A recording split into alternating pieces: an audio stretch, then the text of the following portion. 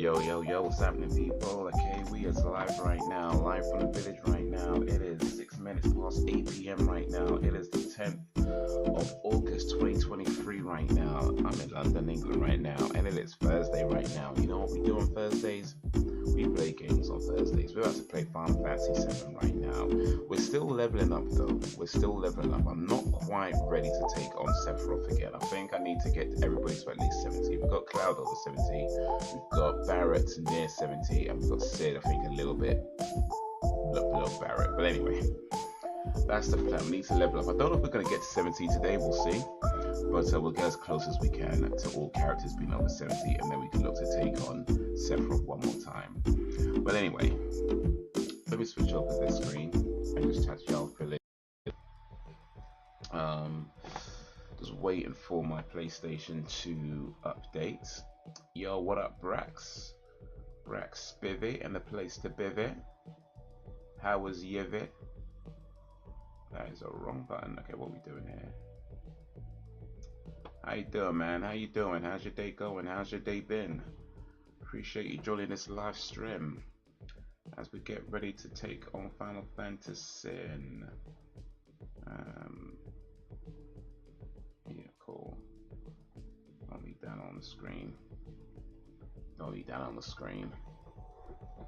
But my day's been okay, I guess.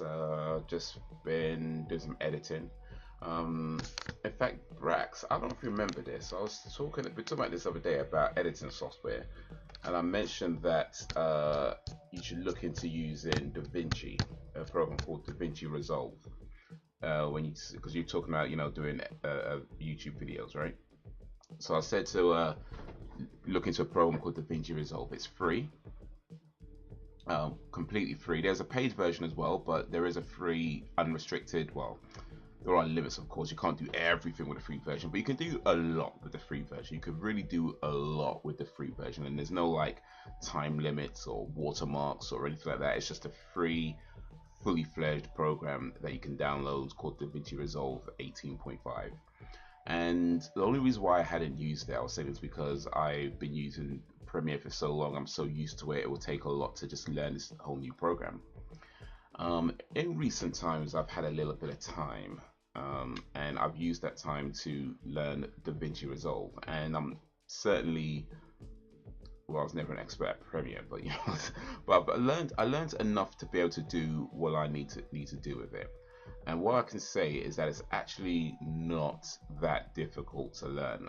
There's plenty of online tutorials, plenty of YouTube videos already that you can find for beginners guides, things like that. It's called DaVinci Resolve. DaVinci Resolve. And yeah, so I've been using that, and so far so good. Like I mean, I haven't done this yet, but I feel like I'm not too far away from just canceling my Adobe Premiere subscription, because I'm paying £20 a month nearly to use Adobe Premiere. And it's a great program, and definitely ain't knocking it, but if I can do what I need to do and then some without paying £20 a month for it, then that's clearly a better option, right? So yeah, look up DaVinci Resolve. I've been using it for a little while and definitely recommend it. It's like I say, it's free, which is amazing. There's a paid option, but I think the paid option is only really if you're doing like high level, Hollywood movie level kind of editing, that kind of stuff. I think for your average YouTube video, you'd be more than fine with the free version. I certainly seem to be, and like I said, I've been using it for a little while now.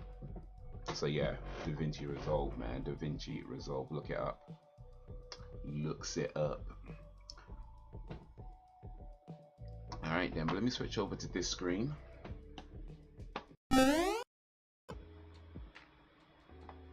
So we could get ready for this game. It should be showing up now. Yo, what up, Jakes? Little Jake's in the place.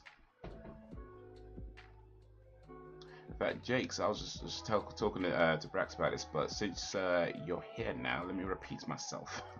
Because So you know, you guys were talking about wanting to do YouTube channels. I don't know if you remember the other day, a few days back, maybe last week sometime, I was talking about a program called DaVinci Resolve. I've been using it myself recently, and yeah, definitely recommended. Definitely recommended. I think for there's a free version, there's a paid version. The free version I've been using, and it is fantastic. Like my issue, of course, is coming from Adobe Premiere to this. So there's things that I'm very used to doing with Premiere that are a little bit different in the way you do it with Resolve. But so far, I've been able to do all the things that I would do normally, just in different ways. But it's still fine. It's an edit. It's a video editing software. Yeah, a video editing software called DaVinci Resolve that you can get for completely free. Like there is, like I said, there's a paid version, but there's a free version which is not restricted. Like it's not time limited for free, or you only get to do certain things for free, or there's a big watermark on your videos or anything like that. It's just free. Like it's literally just free, and the amount of things you get with it, it's pretty impressive. So yeah, I've been using it myself recently. I have no complaints with it so far. So yeah, I'd recommend, especially for you guys who haven't started editing yet, rather than learning one other thing like I did and then coming to this and then having all the muscle memory from your old program. If you go straight to DaVinci Resolve and you just learn that, yeah, you'd be fine, man. You'd be fine. DaVinci, DAVINCI, like the painter Da Vinci. Yo, what up, Ben? You plan to do a video showing how you live stream might be useful for LJ and Brax. How I live stream?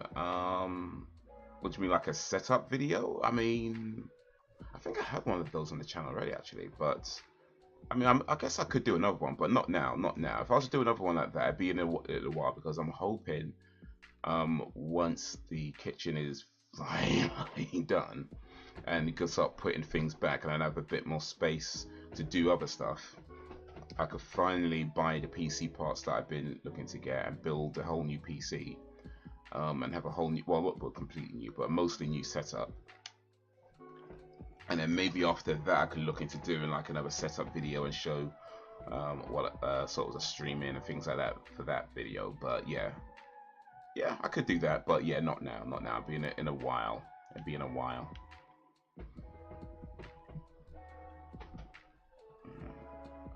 How to edit, but yeah, I mean, you could just find videos on YouTube. Like that's literally how I learned Premiere. Like, I mean, that's not how I learned Premiere, because I started using Premiere before YouTube, actually. How did I learn Premiere, actually? I think I just got it and just figured it out by pressing stuff and seeing what happens. But yeah, eventually, as YouTube became more of a thing, you can find so many videos on beginner's guide to this, beginner's guide to that, how to do this, how to do that. So yeah, you could do the same with DaVinci. There's plenty of beginners guides, plenty of more advanced guides. So yeah, you could literally, YouTube, I've said this before and I'll say it again, YouTube is the world's biggest university. Like, you can learn so much on YouTube. Anything you don't know, you can find videos on it. And yes, I know there's a lot of crap videos about a bunch of people talking about things they have no clue about and acting like they're intelligent when they really don't know anything. I know that exists on YouTube too, but it's not hard to find good quality videos to learn new skills, to learn, whether it's how to edit, how to tie a bow tie. You know what I mean? There's so many things you can find on YouTube. So yeah, you might not know it now, but it won't take much to get to know it.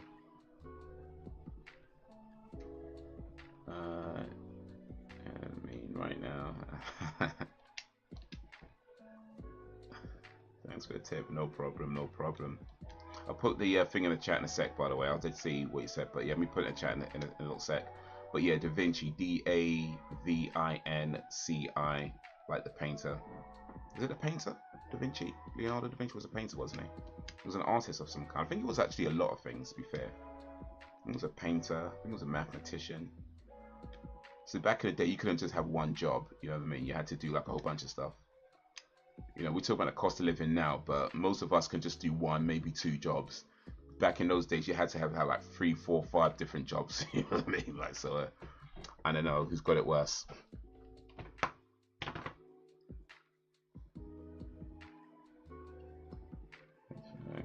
Yeah, Harry Kane, detective Bane's offer, yes, renowned painter, yeah.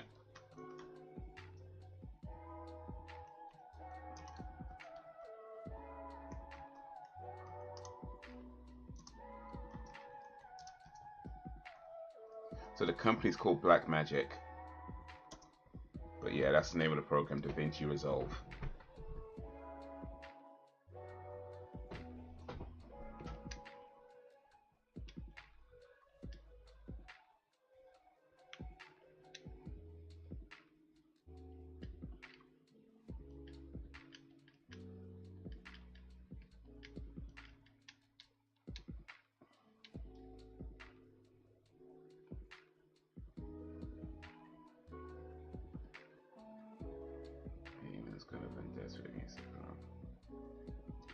So I'm guessing that's a bad thing.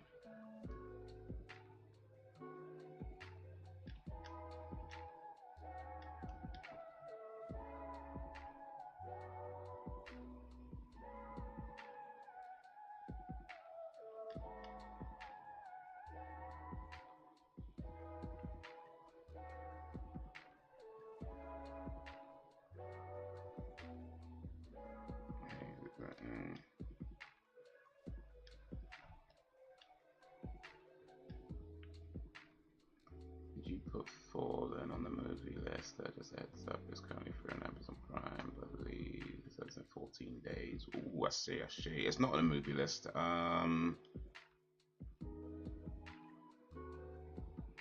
is it on the movie list? I don't remember actually.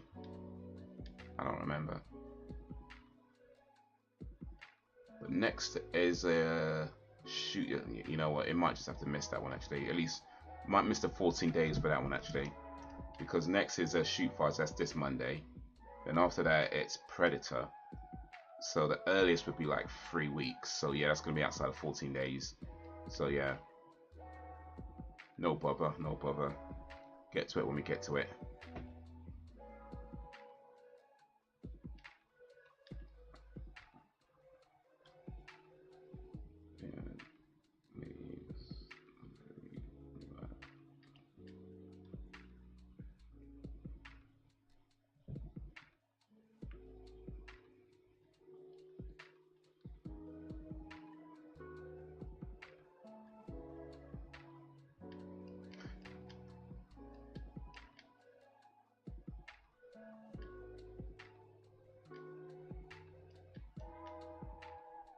I think I just hit the wrong one. Film Annie Hall 77 earlier today. Have you seen it? It's a Woody Allen movie. You know, I don't believe I have. I don't think I've seen too many Woody Allen movies actually.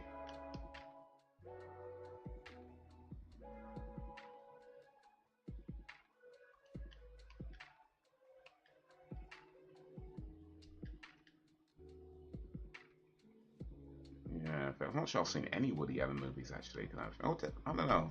I feel like I haven't seen any Woody Allen movies. And if I have, then yeah, too long ago to remember them. So, yeah, I'm wrong. I'm guessing Montgomery Joe is pretty close to you. Yeah, I've been hearing a lot about that. Well, I say I've been hearing a lot about it. That's not exactly accurate. But yeah, it's been mentioned a lot. Apparently,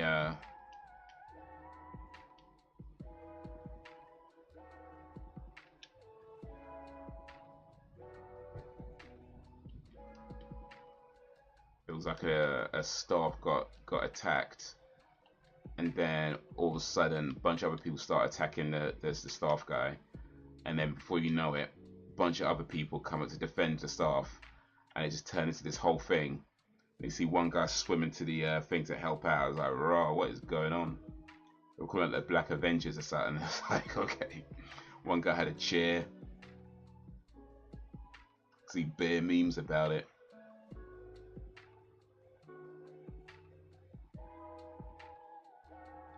But yeah, I'm not sure what started it. Well, I'm not saying I'm not sure. I don't know what started it. I've just been seeing like some of the memes and clips and things and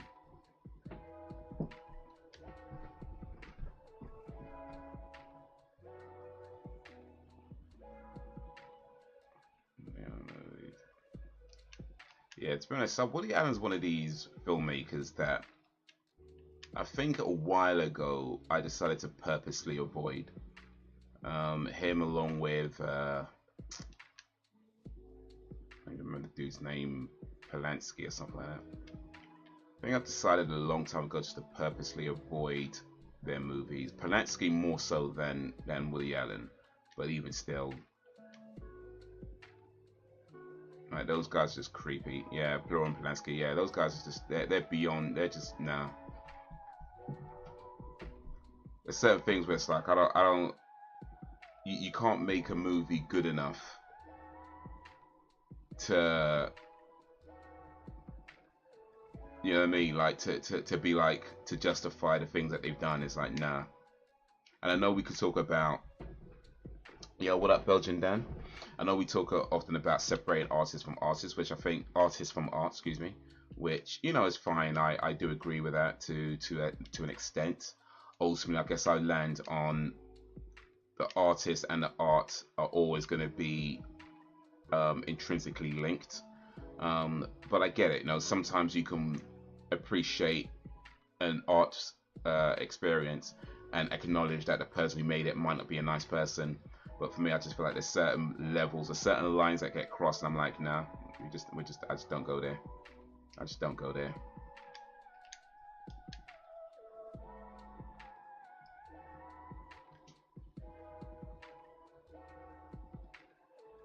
I'm saying that cold ass war, honestly, that war wasn't even heated.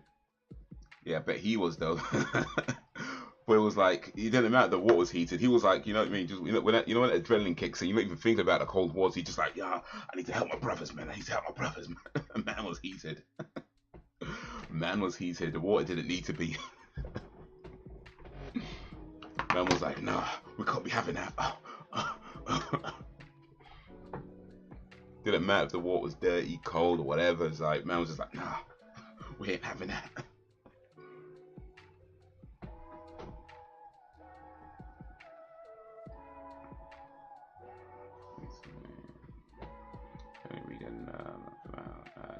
Shannon Tate's Black Commanders that people's married to Shannon Tate.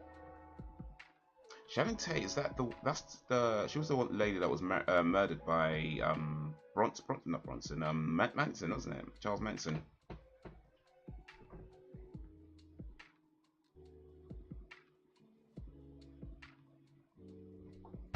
Even I imagine you reading the serial books on the back. Hey, you know what? That would get me to read. I ain't gonna lie. Put a story on the back of a serial box now, and I'll read it there. I haven't read a book for such a long time now. I might need it like literally digested to the back of a cereal box.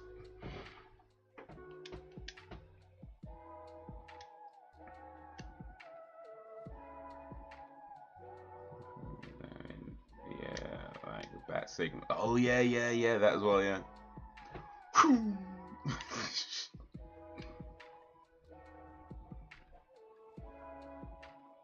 Alright, speaking of things in the news recently, so as you guys may or may not know, I'm guessing you probably do know this, but Tory Lanez was sentenced to 10 years for shooting Megan Thee Stallion in the foot, right? Now, regardless of whether you think he did it or not, I know there's a lot of different opinions on that, but regardless of whether you think he did it or not, do you think 10 years for shooting a person in the foot is too much, too little, or just right? So regardless of whether you like his music or not, regardless of whether you like Megan Thee Stallion's music or not, what you think of them as people, or whether you think he did it or not, or who said, just the 10 years for shooting someone in the foot. That's what I'm asking. Do you think that's too much, too little, or just right?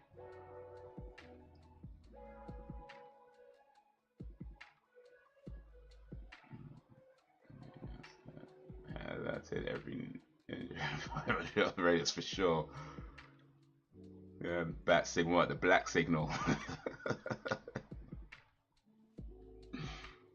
Like the eye of Fundera in the sky, and your eyes just lights up like, yeah, they need help, need help.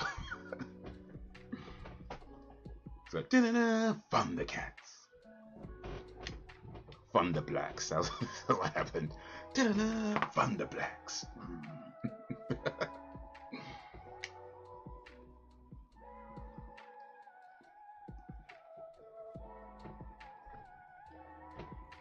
Been 10 years. It's extremely hard to cap someone in the foot, in my opinion. Okay, okay. Do you have any other opinions on that? Is it too much, too little, or just right for shooting someone in the foot? I like his work. Okay. Whose works? Charles Manson or or Woody Allen? Whose works we like in Charles Manson or Woody Allen? I'm not sure one. I'm not sure which one's worse, to be honest with you. I ain't gonna lie to you. I'm not sure which one's worse, but all right, Woody. Okay, okay, gotcha.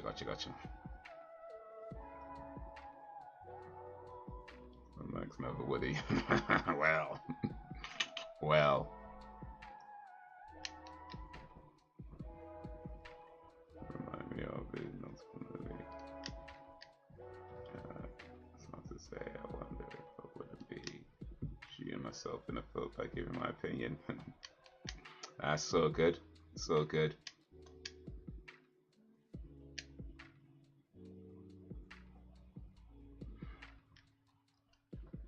Yeah, for myself, I kind of go like, I'm not sure exactly where I land, because on one hand, of course, you shouldn't be firing a weapon at anybody unprovoked like that, and you know what I mean. It's a horrible thing to do to somebody, right? But yeah, I ain't gonna lie, 10 years does seem a bit long, and like I know. I don't know Tory Lane's music. I've never listened to any of his songs. He's not somebody who's on my radar to pay attention to like that. He's a name that I know, you know, like just because other people talking about them. And of course, he's been in the news because of this whole incident. So I have no like affiliation or connection or any kind of feelings towards him as a musician, as an artist, or anything like that. Because I literally have never heard any of his songs ever. Like not before, not since, you know, never. Or if I have, I didn't know it was him. So yeah, but then it's like, okay, so yeah, I'm not, it's nothing like that. And as far as Megan Thee Stallion goes, yeah, I listen to her music. Like, I don't know if I'd say I'm a fan, but I definitely like her songs. I thought her first debut album was fantastic. Definitely thought it was a lot better than a lot of people gave it credit for. I felt it was a lot deeper and multi-layered than most people realize. I thought it was a really incredible, well, I don't overshoot too much. I thought it was a really good album. So yeah, I feel like as far as that goes, I'm definitely more on Megan's side. And of course, if she's getting shot in the foot, we ain't down with that, right? So yeah, but then putting those aside, because like I said, it's not about how you feel about the artist or what you think of them. Just shooting someone in the foot, 10 years in prison. Yeah, I ain't gonna lie, it does seem a bit much. You know, he should have got a punishment, of course. He should have went to prison, you know, of course. But 10 years, it does seem a bit much for shooting someone in the foot. Like, I don't know, maybe like 3-4 years. I think maybe like 3-4 years, maybe 5 years max. You know, but 10 years, I don't know, man. I don't know. Unless there's more to it than we're being led to believe. 10 years, yeah, I ain't gonna lie, that seems a bit much. That seems a bit much.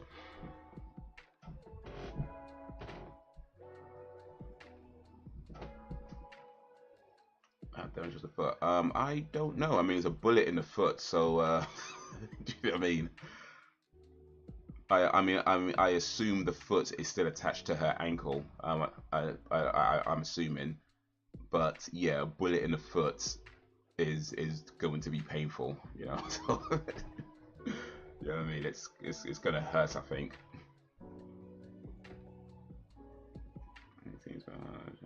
How many times were lost? No, as far as I'm aware, and I may be wrong on this because I don't know if they've reported on the extent to the damage that the bullet caused. But as far as I understand it, she was shot in the foot. The bullet went through her foot. I believe she still has her toes. I could be wrong. I don't know. But yeah, that's my impression. That was a bullet in the foot that went through.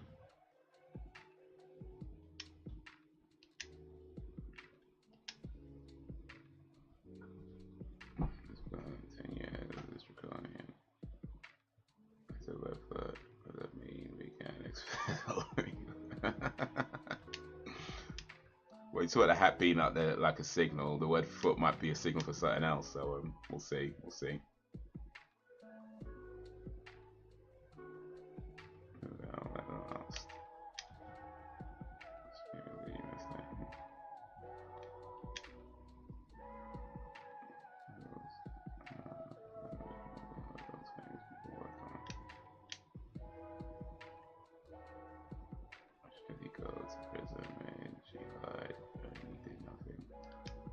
Well, he's convicted, so he must have done something. I mean, she did have a bullet in the foot, so you know what I mean. You can't lie about being shot in the foot when you have a bullet hole in your foot.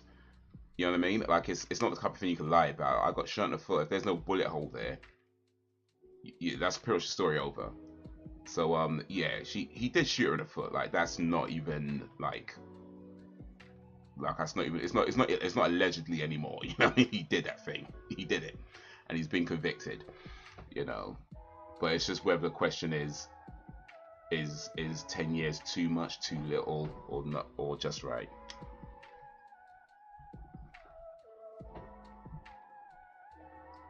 Ravage foot. No, maybe we just ask him if he turns up. Do you only like unblemished feet, or do you mind if there's a bullet hole in one of them? Like, does that matter?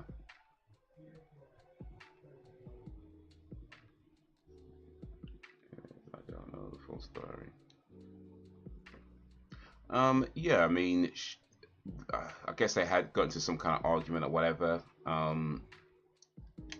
A shot was fired and it went through her foot. Yeah. He was convicted, like he has actually been convicted of it. So, like I said, it's not allegedly anymore, like he has been convicted of it. So as far as we know, as the law goes or anything like that, he did it. So without getting into conspiracy theories or anything like that, you know, he did it. So yeah, it's just really, the question is just about, do you think for shooters, or remove them from the whole thing anyway, because not, I guess the question is not really about them anyway, but just if somebody was shot in the foot and they were sentenced to prison, do you think 10 years is too much, too little, or just right? That's really what I'm asking, just about the bullet foot situation, regardless of how you feel about the people involved. But just any random person, Joe Blogs shoots Jane Blogs in the foot and gets 10 years in prison, do you think that's too much, too little, or just right?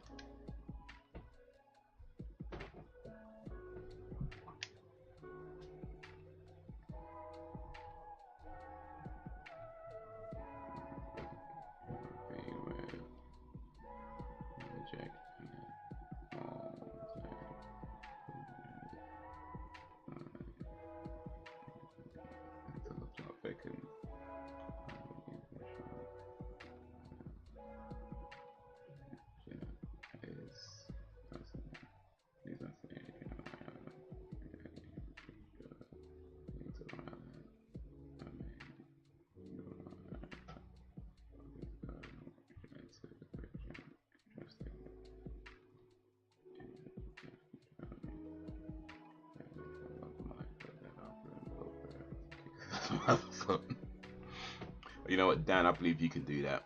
I believe you can do all that martial arts training. Yeah, I believe you can do that. I'm not even doubting that. I believe you can do that.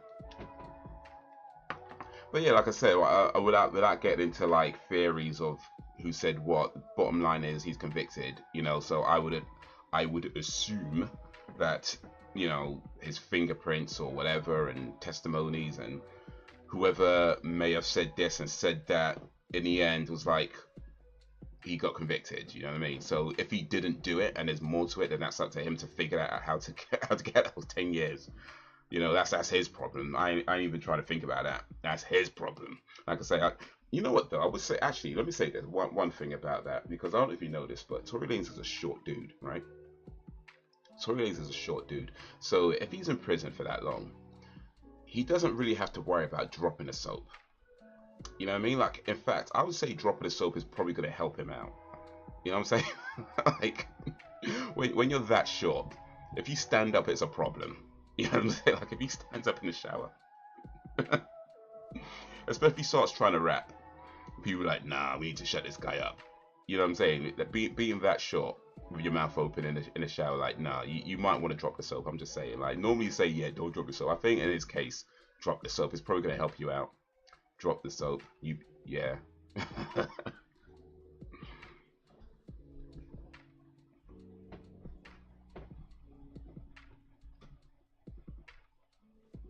When it comes to punishment, most suitable sentence would be 6 months in solitary confinement. Oh, shit. Bruh. Alright, here's no, let me not know. That's mean. That's mean. Let me not say that. Fred's not here, so let me not say that. I can't say mean things about people when they're not here. No, I won't. If he comes, I might say it, but no, I won't say it. No, it's mean. It's mean. I can't be saying mean things behind people's backs. No, it's not cool. It's not cool. So let me not say that now.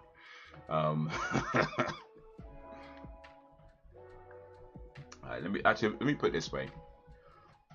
If you were convicted of a crime, right, and the judge gave you a choice, you could either do 10 years in prison, like in general population prison, right? No parole or early release or anything like that, but 10 years in prison. Or you can do 6 months in solitary confinement, but, well, not quite solitary, because you'd be in there with the one person in the world who annoys you the most, and you will not be able to shut them up or to make them stop or anything like that. Alright, so if you got convicted of a crime, would you rather do 10 years in prison in general population, in Gen Pop, or 6 months confined in confinement with the one person who annoys you the most in the world, and you can't stop them, you can't shut them up, you can't do anything, they're just gonna annoy you all day, every day for 6 months? Which one are you choosing?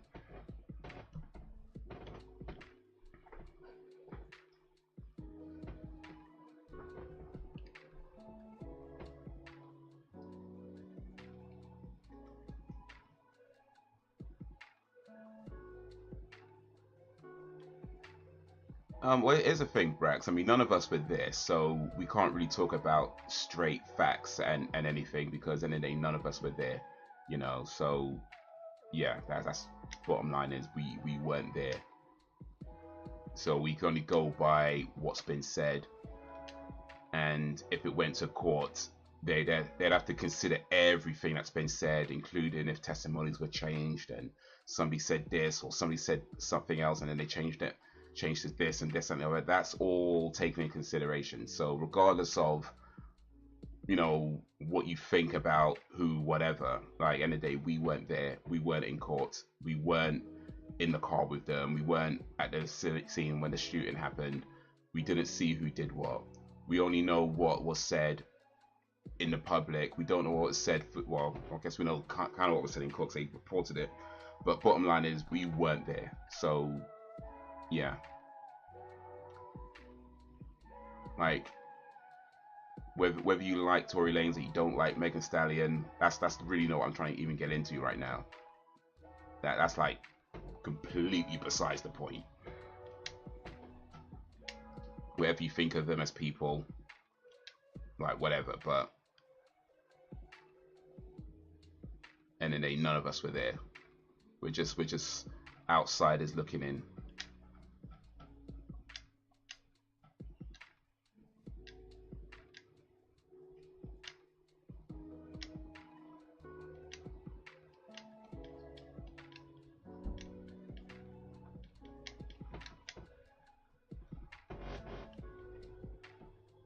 Jacob says gem pop all day. Okay.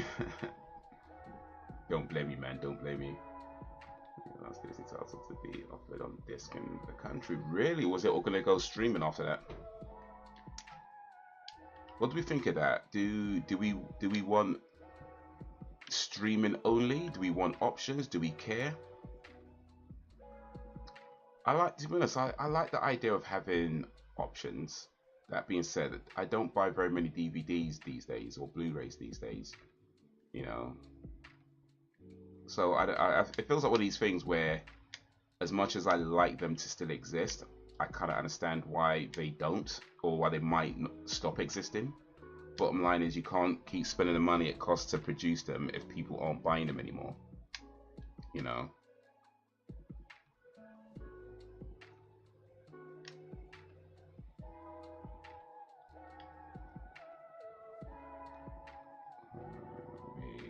Take the fireman pretty quickly if you get my drift. Oof. Well, let me just say that's not allowed either. You can't be doing that either. You just gotta live out a whole 6 months being annoyed every day, all day, every day.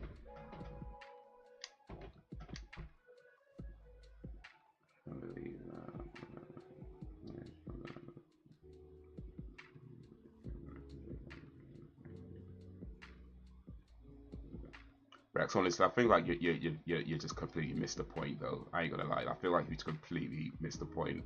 I was not talking about believable women or whatever. Bottom line, he's been convicted, right? And yeah, none of us were there, but bottom line is he was convicted, right? Regardless of whether you think that's true or not, regardless if you think we did it or not, the question was, do you think 10 years is too harsh, too little, or just right? So yeah, I ain't gonna lie, man. I think he just completely missed what I was asking.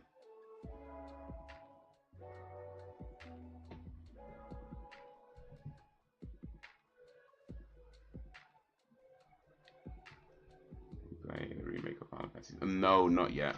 Well, I'll say not yet. I don't know if I'd ever play it, but we'll get through this damn game first, then decide from there. But no, I've not played it.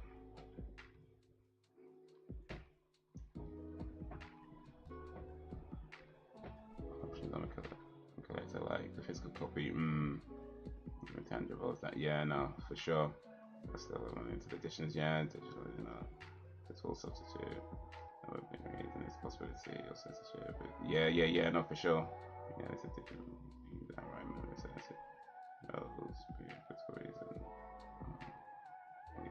no, for sure, that's happened already. Like Netflix did that with 13 Reasons Why, where they changed the ending of one of their shows.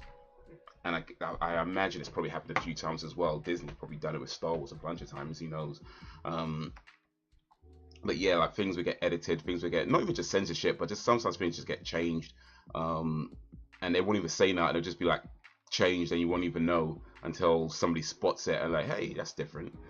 But yeah, once it's changed, it's like you don't have any access to that original version anymore.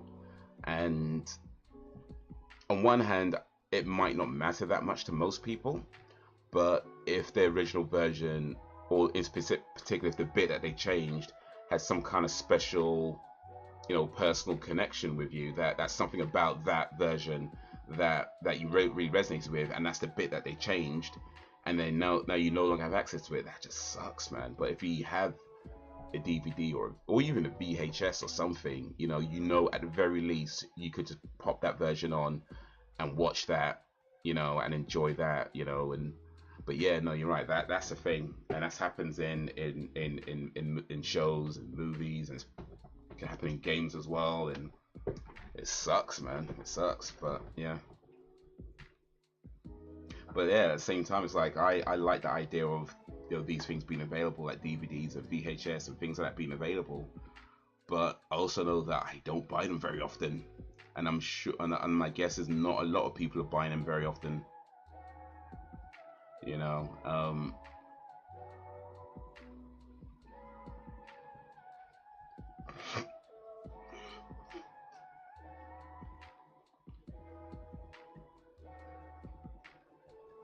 I guess not a lot of people buy them very often either. So it's like, I get it from a business point of view. it kind of makes sense to just not do it. Or if you are going to do it, maybe do like limited runs. Like, you know how vinyl these days is often limited runs, you know, and it's usually quite well, not super expensive, but you know, if you buy a vinyl for an artist now, you might be paying like £30 for it, or 30, you know, 30, £40 for it, around about there, because they cost a lot to produce. These days you can't really do many of them because not everyone's going to buy them, so you do a limited run. They usually cost quite a bit compared to say a CD, and they're really more collector's items rather than, you know what I mean, people buying them for to actually listen to. So I feel like DVDs could potentially go that way. VHS has kind of already gone that way already. But yeah, it sucks, man. It sucks, but I get it. I get it.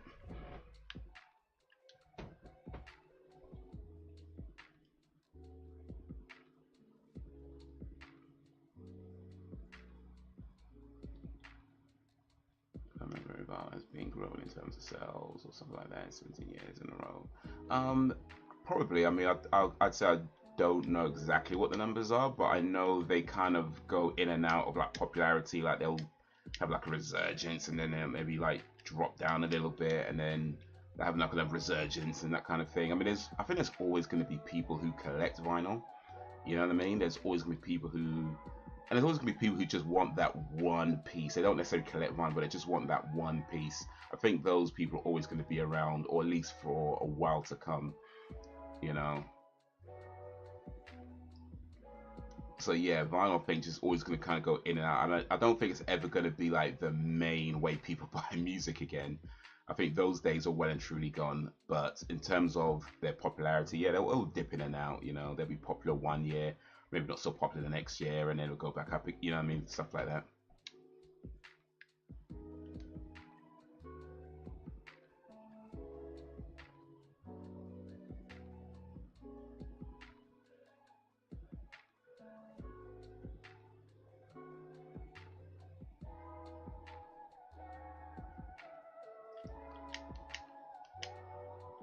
Mind. Oh, that's something else. Okay, maybe do that.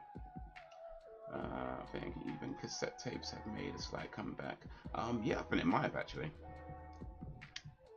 But yeah, I know there's quite a few artists that still put their stuff on vinyl, still put their stuff on cassette decks, cassette tapes rather. But yeah, they're usually limited editions, which you know makes sense really. They're not going to be mainstream things. But yeah, CDs might be going that way. You might see limited edition CD releases now. Remember mini disc though? Who remembers mini disc?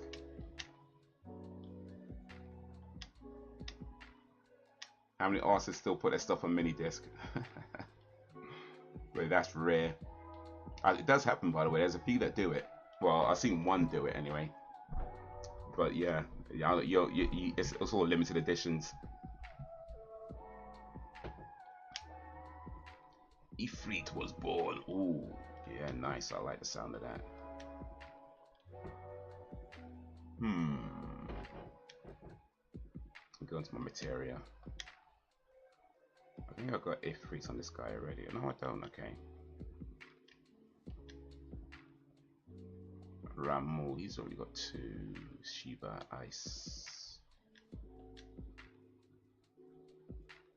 Neo Bamos Titan Ifrits. Okay, so I could have 2 Ifrits now then. Alright, cool. Let me go to Materia, go to Cloud. And I can give... Oh, wait a minute. I've got another life. So, life... Okay, he's got life and cure. Nice, ultimate. Well, okay, so I can give life to somebody else.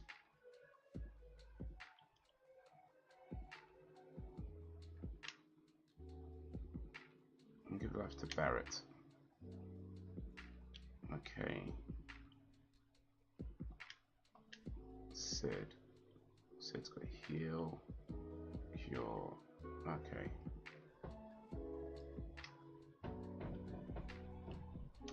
p.m. to watch any movie show I want without any risk of commercials. Renewal subscriptions, data loss. Also, I found DVDs are better picture quality than the best streaming. That might be your internet connection. How you going on, man? DVD should not be better quality than streaming. That might be down to your internet connection. You might want to check a few things, because yeah, the picture quality on streaming should be much clearer than your DVD. Should be. If it's not, then yeah, you might want to check a few things with your internet provider. Blu-ray maybe. Blu-ray might be just as good or better than streaming, but DVD, it should not be. It should not be.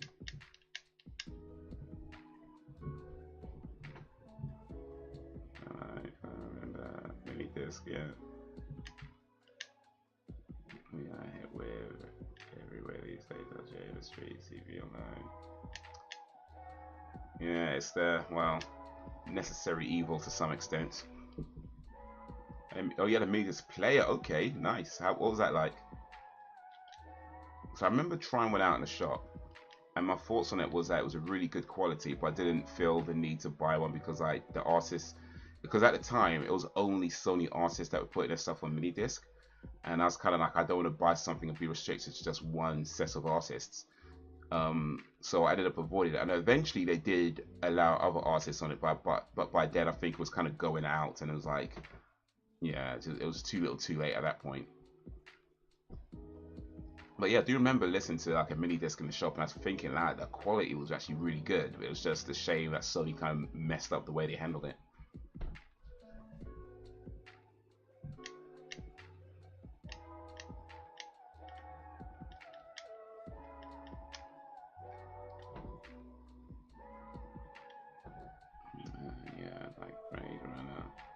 Advertisements everywhere, like Blade Runner universe.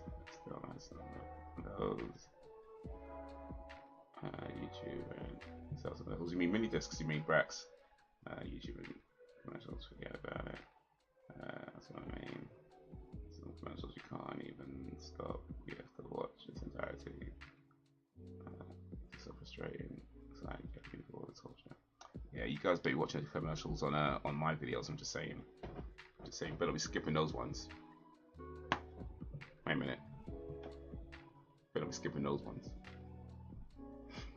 Nah, I kid, whatever. Skip him. I make about £5 a month on my YouTube channel. So can you believe that? Like, when you consider like the time I spend streaming and the videos I have, and I make £5 a month. Now imagine like I think in a given week, let's see, I'll probably do about 9 hours, approximately 9 hours worth of streaming a week, right? 9-ish hours, maybe a little bit more actually sometimes. But let's say about 9 hours of streaming a week, and I probably spend on average, if I edit like a video or something, and maybe another 30 minutes or an hour to editing videos. Let's say in total I spend 10 hours a week on this YouTube channel. Not the other, forget other ones for a moment, but just this particular YouTube channel. Let's say I spend approximately 10 hours a week on it. And for that, I get about £5 a month. Now imagine you see a job advertised in a newspaper or in a magazine or whatever, on online, totaljobs.com, whatever, and it said you be working 10 hours a week, and for that you be paid £5 a month. So in total, you'd be doing, I guess, about 40 hours a month, and you'll get £5 a month for that. Are you taking that job? Are you taking a job where you work 10 hours a week and earn £5 a month? Are you taking that job?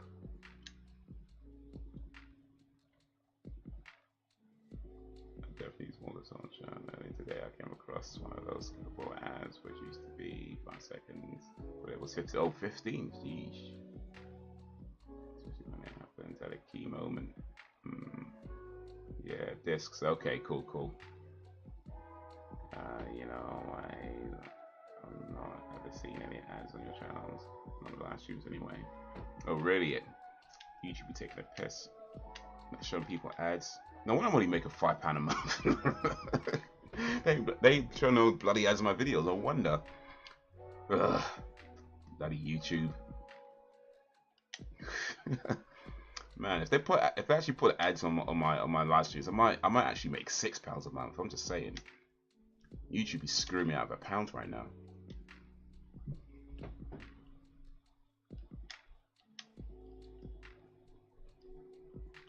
It's a channel I like. I was on top of the ads play to help the creator, but no, it's a business or channel I don't know about. It's torture. Yeah, to be honest, I wanted to know, so yeah, good for you, corrected it. Hey, say it again. Wait, say what again? What did I say? What was I talking about?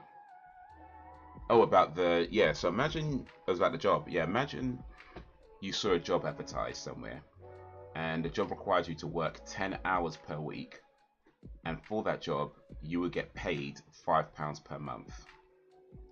Alright, are you taking that job?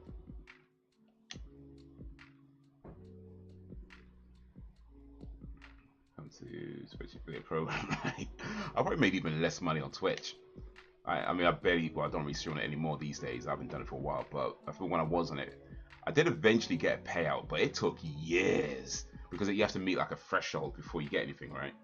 So it took years. I think I was on Twitch for a total of like 3 or 4 years before I eventually reached that threshold and got like, was it £60? I can't remember. It wasn't anymore. It's a while ago now. But I think it was like 60 something pounds that I got a payout from them, and I was like, yeah, 4 years of work. And I imagine. Okay, here's another question. Imagine you saw a job advertised and it tells you that you would be working for 4 years, yeah, and then eventually you'll get £60 for those 4 years of work. Are you taking that job? And that's the thing, you gotta realize like how utterly insane you'd have to be on YouTube. And I feel like a lot of people don't fully acknowledge that. Like, you don't do YouTube for the money. I mean, you can make money, of course. I ain't saying that. There's plenty of people who make lots of money on this platform, so I'm not suggesting it's impossible. But if you're coming into YouTube because all you want to do is make money, I would say you're doing it for the wrong reasons. Because it's not that it's impossible, and I wish you luck if that's what you want to do, but it's difficult, right? And unless you're willing to only ever do the things that are popular and only ever do the things that other people want to see from you, and never or at least very, very rarely do anything of your own, you know, genuine self-expression or genuine creativity, yeah, you might find that YouTube is just brutal when it comes to making money. Like, some people get lucky for sure. You know, they do something that they want to do and it turns out to be popular. It does happen. It's not the norm. That's the exception. It's not the rule. So yeah, if you're doing YouTube, I wish you luck. I hope you make some money. But I'm just saying, like, yeah, you kind of got to be a little bit insane to do YouTube. Just a little bit, because it can be a lot of time devoted to something that doesn't pay you that much. Way below the national average. For real. What's the minimum wage in the UK now? It's like £7 something, is it? Or £8 something?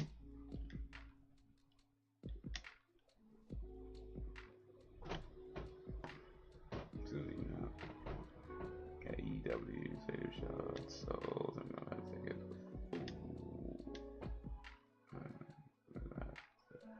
That's me. That's what's the European record part. Except by WWE sometime. Okay. Big up AEW. Yeah.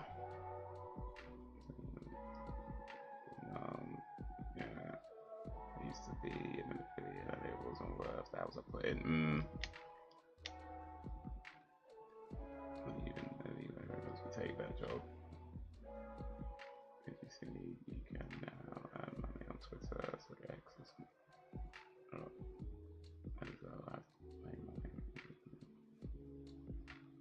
yeah, now I've seen that. And you know what, to be fair, what I read about it, it's actually not a bad way to make a little extra money. But like you say, you do have to be a member of Blue, and you do kind of have to have a following as well. Like you kind of have to meet certain requirements, and it helps if you've got a pretty decent following size. So if you're gonna do it because you're trying to make money, you know, maybe don't just sign up to Blue right away, think you're gonna make thousands of, you know, pounds a month right off the bat. It doesn't quite work like that.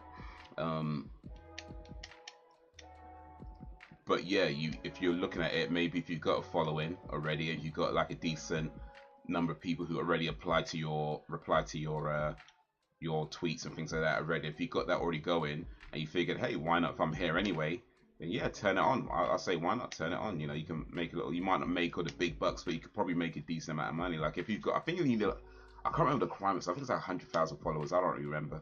But if you've got a decent size following and a pretty good interaction rate, then yeah, go for it, man. I say go for it. Get that money. Why not? But yeah, it's like with anything, if you do it, if you sign up to Twitter Blue or X Blue, whatever they call it, that thing now, if you turn to X Blue and be like, yeah, I'm doing this because I want to make money, you might be spending a lot of money before you make anything. So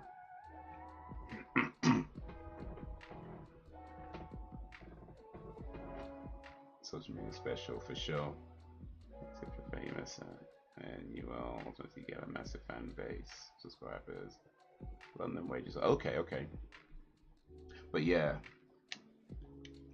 build up your following, then turn on Twitter Blue if that's or to be fair, I mean there are other reasons to have Twitter Blue, so if those reasons are worth it for you, then of course do that then. But if not, then build up your following first, then turn on Twitter Blue.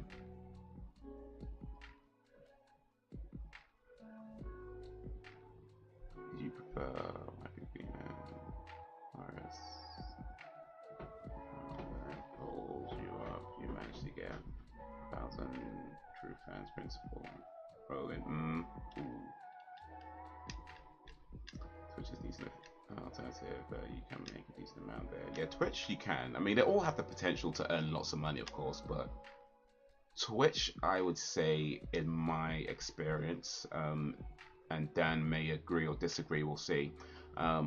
But I think Twitch, in my experience, like if you're doing it for the money, you're probably going to have to dedicate some time to it, like quite a lot of time. Like you're probably looking at a minimum of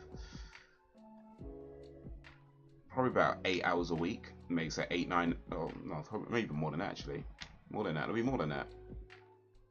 Yeah, but 50, actually no, it'll be close to about 15 hours a week, because you're looking at a minimum of 3 hours a day and a minimum of 5 days a week. Minimum. Ideally you want to be doing more, but a minimum of 3 hours a day and a minimum of 5 days a week. And the reason for that is because you need to build up a familiarity. And not only that, with Twitch it tends to be like people like to see you do the same things or stay within a very kind of similar area. Like if you're playing, you know, Final Fantasy VII one day and then the next day you're playing Grand Theft Auto 5, you know, that tends to put people off. But if you stick with Final Fantasy VII or Final Fantasy games, then you tend to build up an audience of like people who like Final Fantasy, and then, you know, you can maybe branch out a little bit with similar games, like similar kind of RPG style games. But as long as you're kind of staying within that kind of niche, then you're building up a fan base of people who, you know, like those things. But yeah, again, if you're doing it for the money, you're not being able to be, you're less, you won't be able to do something like, you know, I want to play Stray, you know, or I want to play you know, Alex Kidd, you know, I want to play, you know, whatever, FIFA. You know, you won't be able to do that because that would just put people off. Certainly you won't be able to do that while you're still building up your audience. You'd have to wait until like you've got a big enough fan base where people come more for you than the game, and that takes a long time, if ever that happens.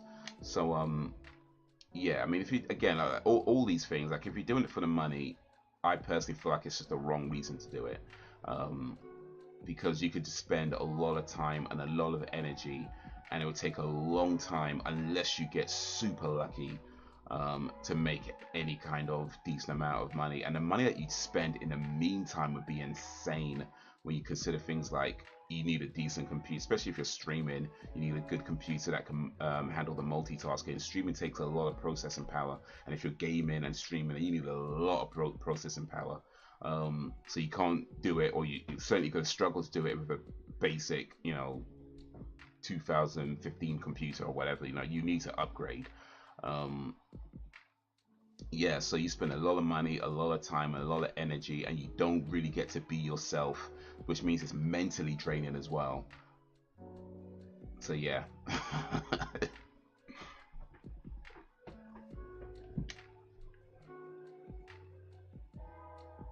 Did it for the viewership.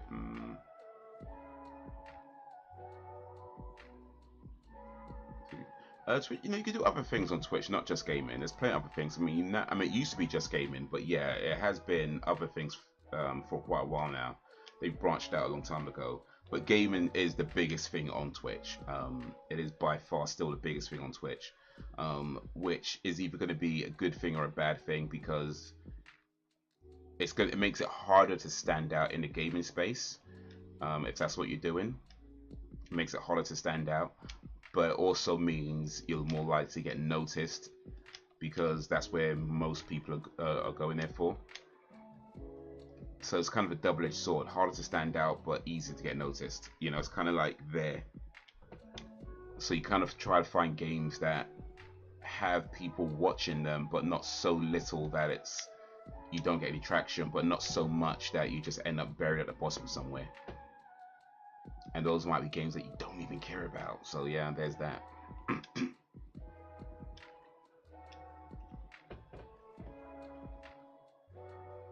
Alright, I'm gonna take a quick little break. Let me actually, you know what, let me come back to my thing first so I can save, so in case anything happens.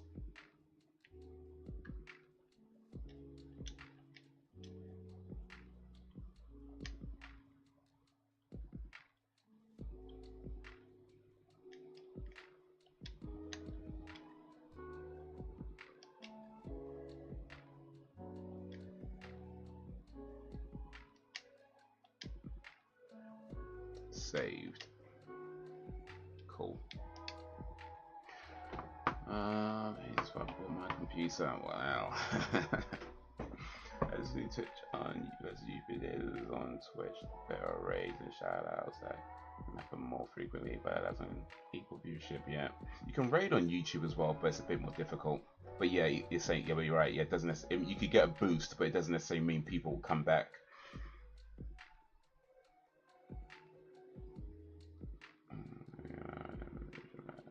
Great big time. Then you find AverMedia.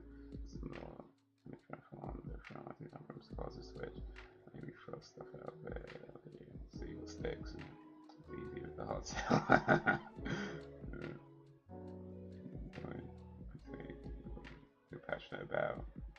Yeah, no, indeed. Do find something passionate about. I mean, it's not a bad idea to try different things and yes, see what sticks. But ultimately, I'll say try to find things that you're passionate about, that you genuinely enjoy doing. Try not to worry too much about if it gets lots of views. Of course, it's good when it does, and the temptation to do things that gets views is always going to be great. And I'd say it's a bad thing to give into that temptation either. Sometimes it's a great idea to give into that temptation and do what brings views. But if you start to feel like it's draining, or you just don't feel like you're being true to yourself, then yeah, it might be time to take a step back. But let me take a quick little break for about 5 minutes. If you guys can stick around, it'd be awesome. And I just might tell you a story about a time I was doing things for the views and felt that I need to take a step back. So more to come on this live stream. Alright, see you guys a little bit.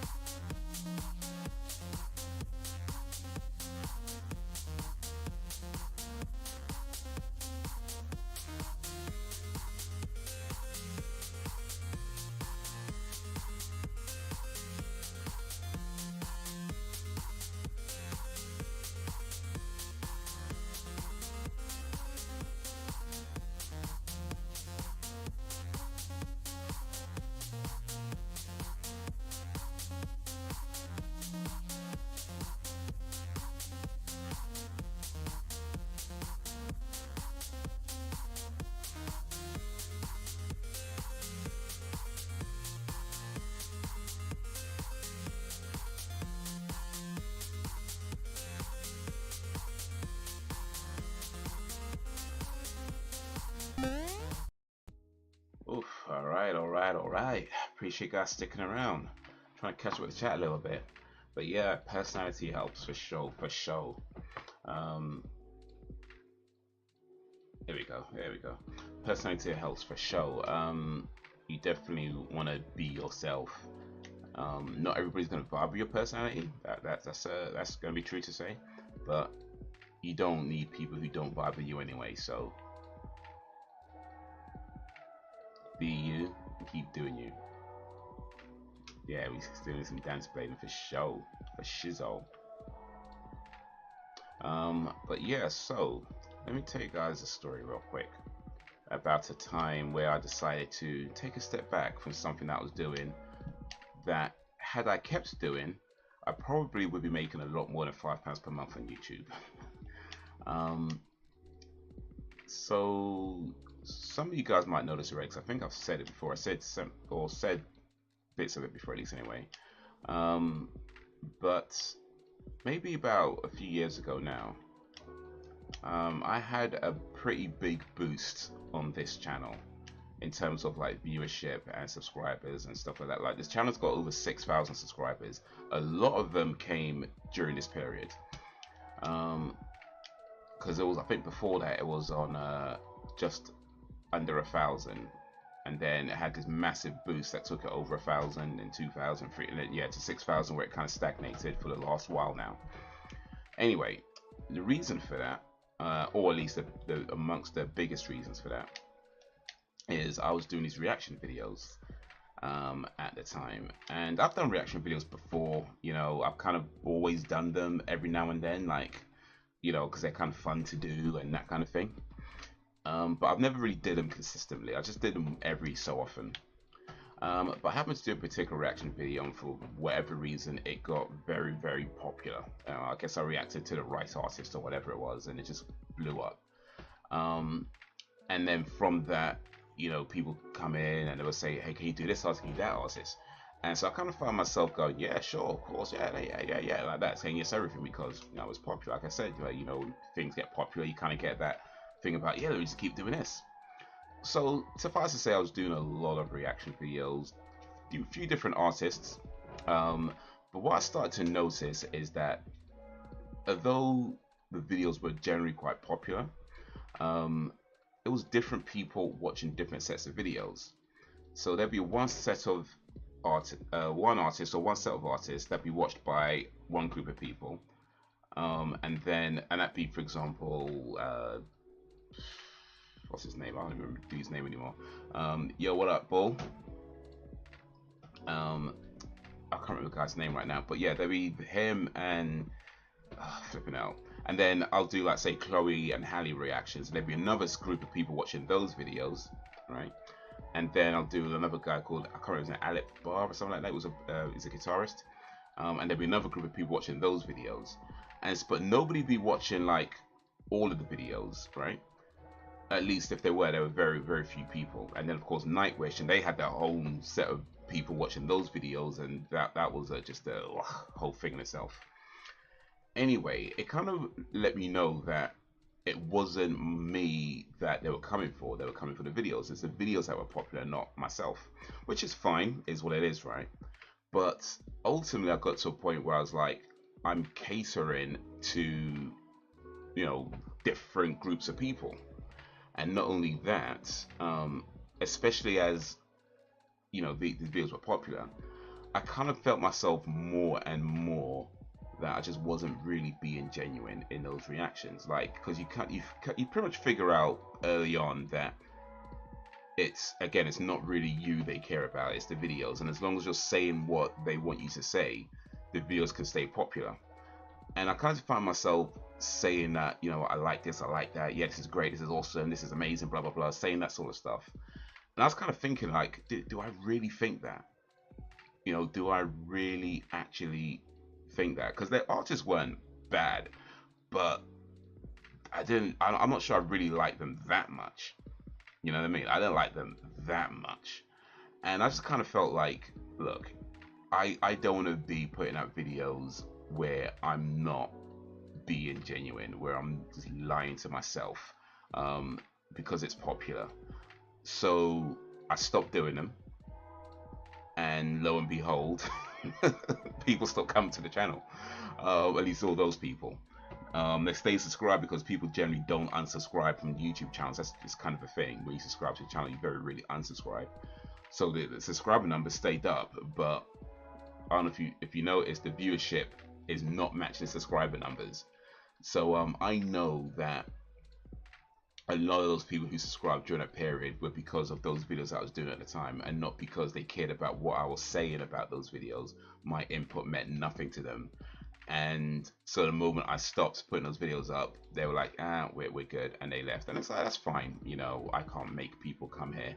I don't want to do that anyway. But it did let me know that I made the right decision, because to continue down a route where I'm not being genuine, I'm lying, or I don't know if lying is the right word, but certainly I'm not being fully genuine myself and just saying stuff because it's the right thing to say. And then, you know, and the artists, like I say, they weren't bad, but they certainly weren't people who I'd listen to. Like, in fact, I would say out of all the artists that I was doing during that time, the only ones that I still listen to, like, till this day, is Chloe and Halle. Like, you know what I mean? Well, them and Megan Thee Stallion, actually. But yeah, we all talking Megan Thee Stallion right now. But yeah, there's literally only those two artists that I still listen to till this day. Like, everybody else is like, just kind of, I don't care. I don't care to see what they're doing. They weren't that interesting to me. They were fine. They weren't rubbish, but they clearly weren't, at least from my mind, they clearly weren't people that I fully resonated with. So when I'm talking about, oh yeah, that's amazing, I'm like, you know what, this is not me being genuine. I was like, so I stopped doing it. I ended up taking down a lot of those videos as well. Like, you won't find them on the channel. You won't. I took them down because I just didn't feel like it was a representation of what I really want to be doing. I was like, nah, I don't even want these out there anymore. Some of those videos were very popular. Some of those videos were making me a little bit more money than £5 a month. Yeah, it just, to me, it just wasn't genuine, and it just wasn't worth that. So the lesson I learned was, you gotta keep being you. You gotta be yourself. It's good to try different things, but even within that, yeah, I'm not the guy who's just doing it for the views. That's not me. That's headache and mental health issues and whatever else come to that. So some people are like that, and if that's you, I'm not trying to say it's bad. You know, you do you. But for me, nah. I tried it, did it for a little while, wasn't for me, and now I know that.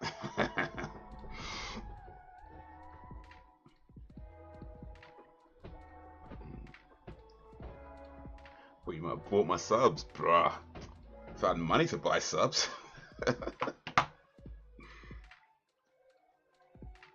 Oh, good, my friend. Chilling like a villain. Awesome. 6 rolls.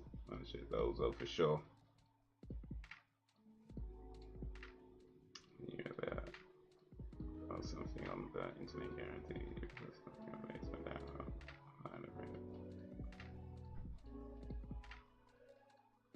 Yeah, I mean, I would say, like, when it comes to taking videos down, it's not something that I like to do.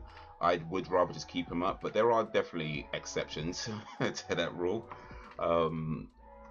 And yeah, I don't think anybody should feel bad about, if you feel you have to take it down, take it down. Like, there's no rule that says just because you put it up, it must stay up.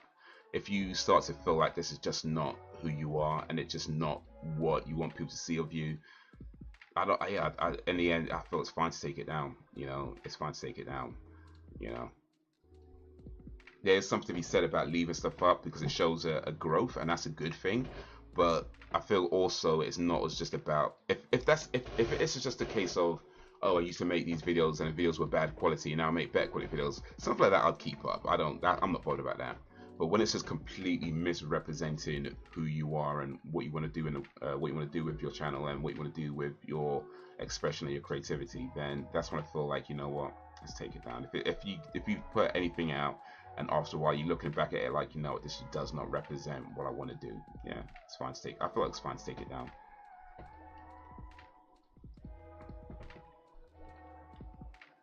Your channel, you know, plus it's likeable, also genuine. That's a rare trait on YouTube. I appreciate that, Ben. Thank you. Sure appreciate that, Dan. Sounds like a tale and a cautionary tale. Well, could be, could be. I mean, yeah. I mean, I think YouTube's great, and I think being having a platform where you can put up videos that you could just kind of have fun with is great. I think it's amazing that people can make money out of it as well. That's awesome, right? But yeah, there are things to be mindful of, like with any kind of social media or anything in life in general. Really, there's just things to be mindful of. Because it's so easy to kind of walk down a path and fall into an extreme and not realize that's what you're doing until it's well late. You hear about burnout, people talk about YouTube burnout and that kind of thing. And I think a big part of that is when you're doing something that you don't really want to be doing, but it's popular and it makes money, or it gets you the views and it gets you the, it's what the people want to see, so you keep doing it, but it's just not what you want to do, and you find the energy that it takes to keep doing it gets more and more and more and more and more.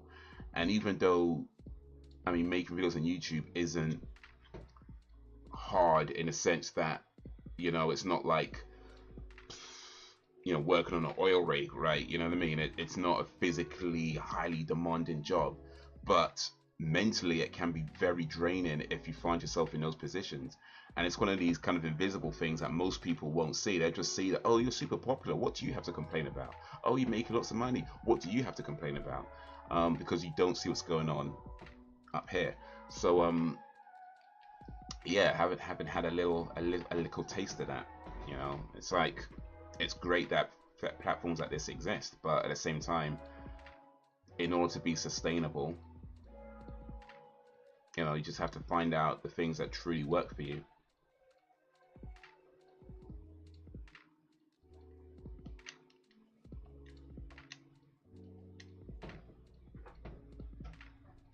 For your internet footprint, oh yeah, that too.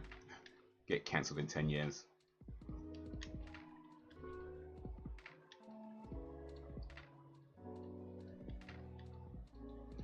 It used to be my bad audio quality. You need to be careful of your I come back on you. Oh, excuse me.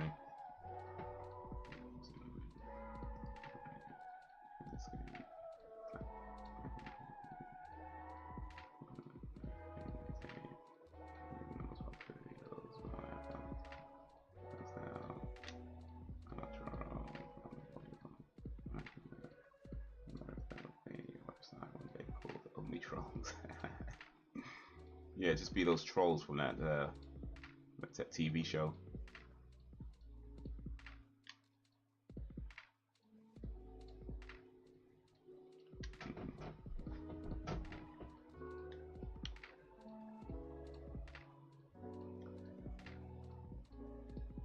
But yeah, I mean,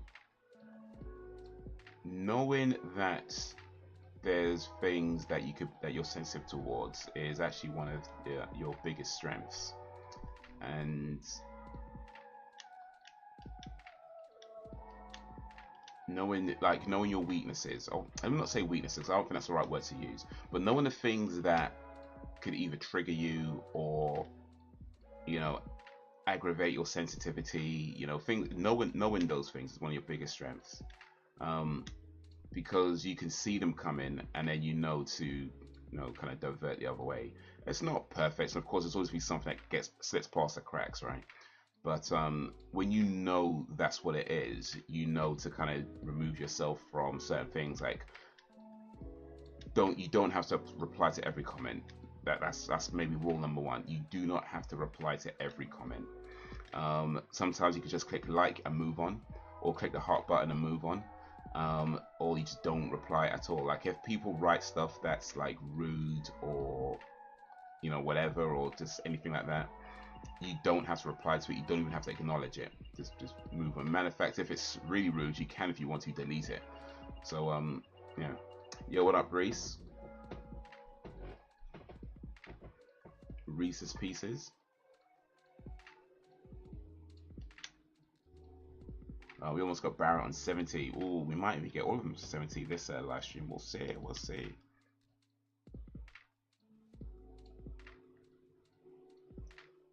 At least you know you're not putting in your corner. Yeah. Hey, if you got somebody wishing you a happy sunny day, that's a good thing. That's a good thing. definitely worse things people could be wishing on you. So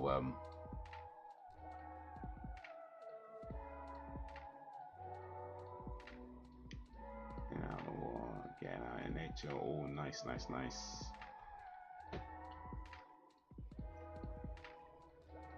Oh, you know, I should have put my health back up actually. Damn.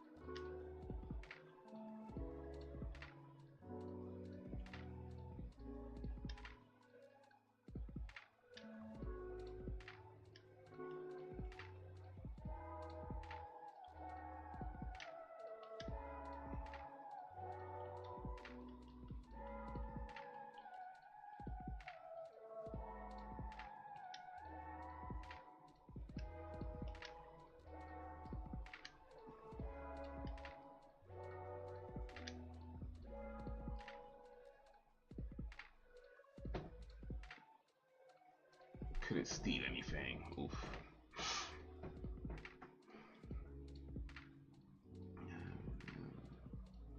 Alright, so it's great.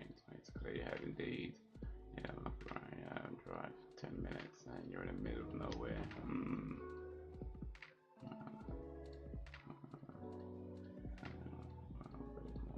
This kind of sounds like hell. Hey, you say that now, but when a mean trolls start coming in, you be wishing for people like Fred. I'm just saying. You be begging for people like Fred when the mean trolls start coming in. Everybody's got something to say about this, something to say about that.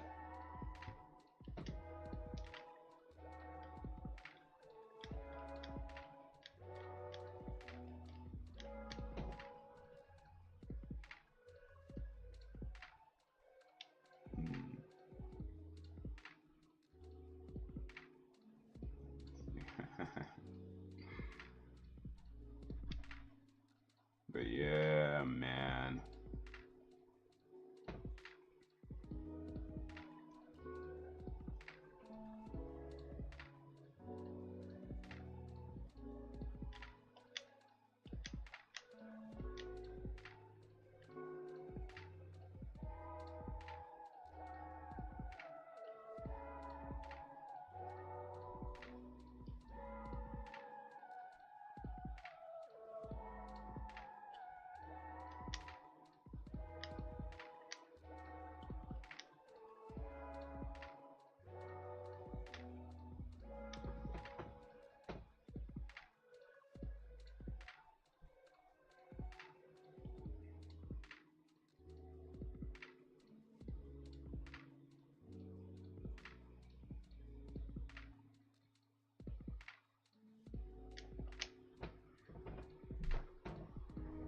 Probably should be experimenting more, but yeah.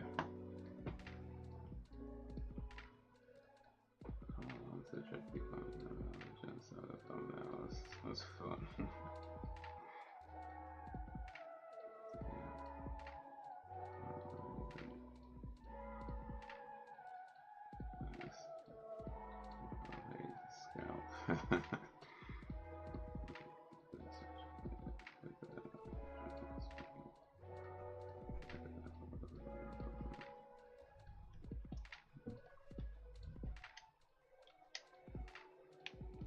Fred's a good kid.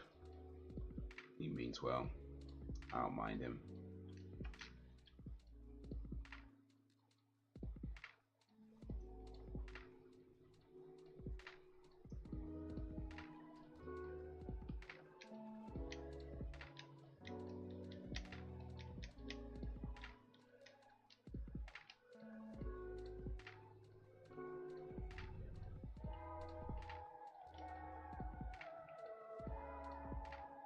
Ooh, how many licks does it take to get to the center of it?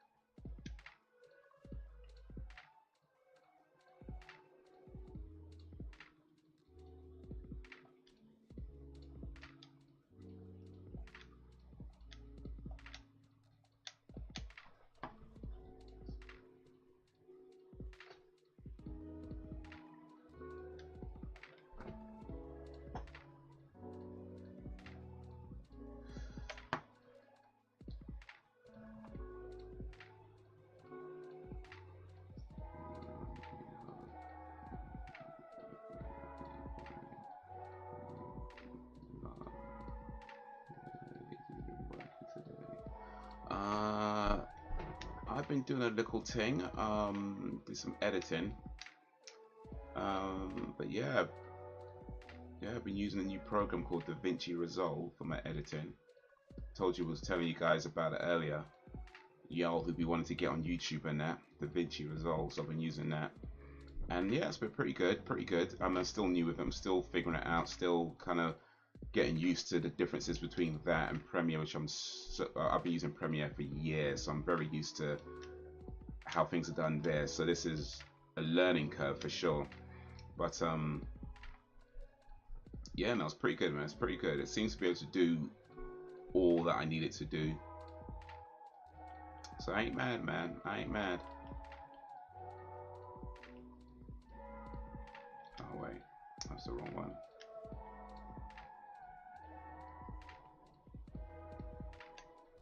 I'm getting attacked for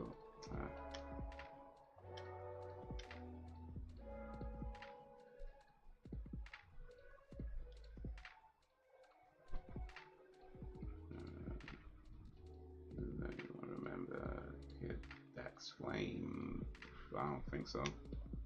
Let's say Fred is what's polite. Indeed he is. Rare thing these days. I agree with the software.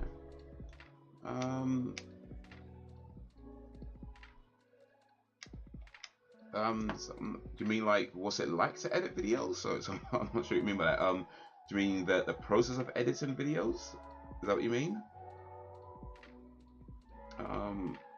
I mean, it's pretty straightforward in terms of like, I mean, the types of videos I do is pretty straightforward. It's cut here, cut there, add a picture there, you know, that sort of thing. You can of course get very, very in depth with it when you start getting to things like, you know, color grading and you know that whole side of things, which I don't usually bother with.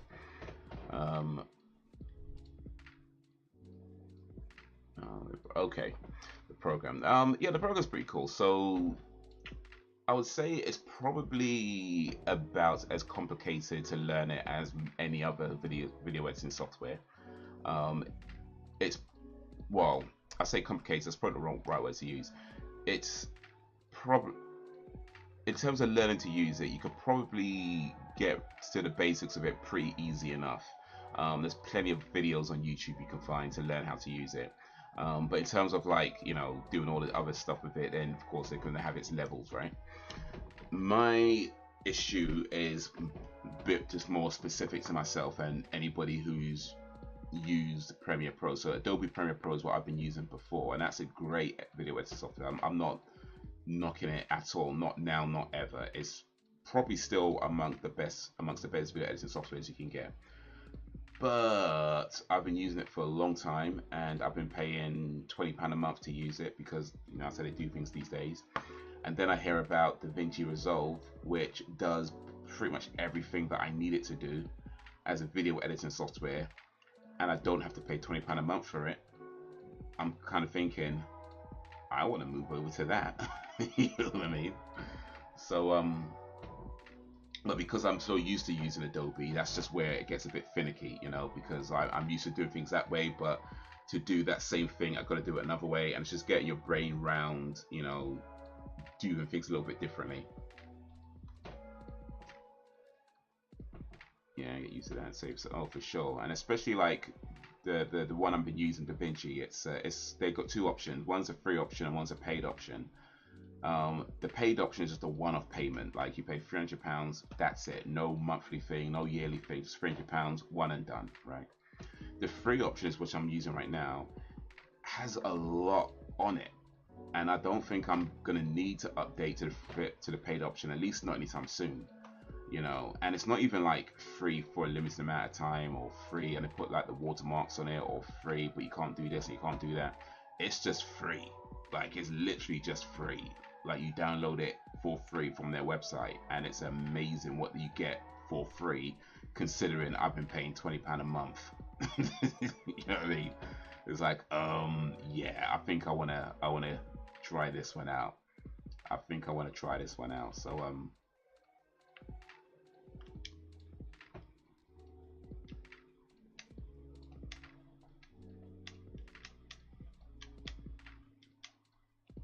So So I'm sounding like a damn advert right now myself. Like, bloody hell, man.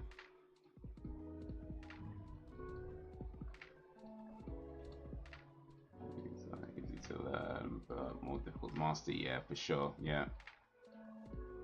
So what you were saying? So I don't know. This is fair. Oh, okay, gotcha. Yeah, it's for video. Yeah, video editing. But yeah, I guess you've got that now.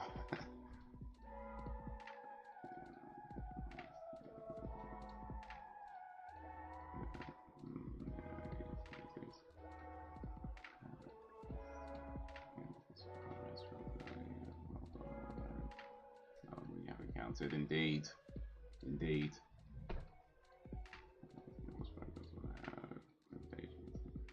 Figuring ways to still work around there when it comes to creative editing. Yeah.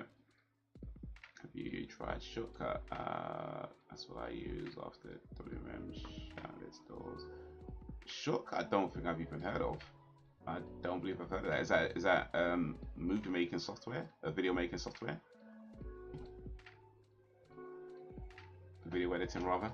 I don't think I've heard of that, but so no, I haven't tried it. I haven't tried it, but I do remember Windows Movie Maker. Yeah, I think that's where everybody started. Well, everybody about my age, I think, started on Windows Movie Maker. If you've done video editing, if you started video editing more than 20 years ago, you probably started on Windows Movie Maker and you probably left it very quickly and got something else. You know, you start some Windows Movie Maker and you're like, you know what, I'm gonna need something else. I'm gonna need something else. I'm definitely gonna check out DaVinci tomorrow for sure, for sure.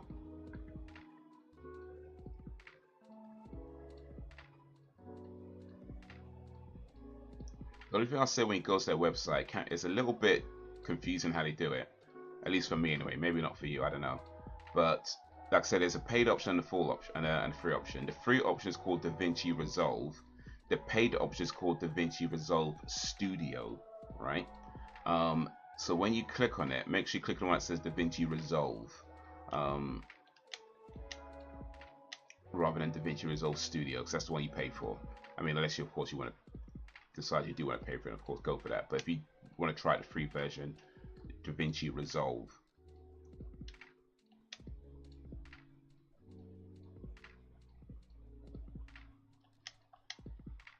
Halcyon Days.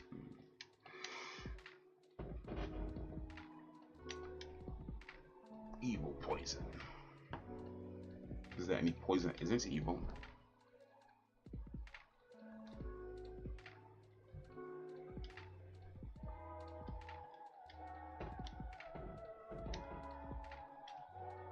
Be right back. Aight.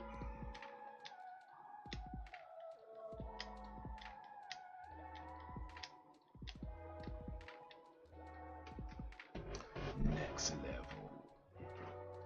We got set on 69 now, but at the beginning of 69, so we've still got a ways to go before we get them up to 70.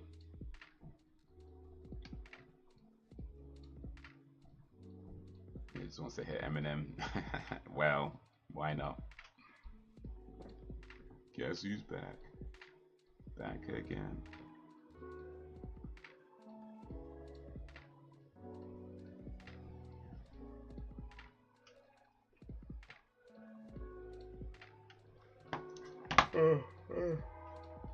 Oh, excuse me.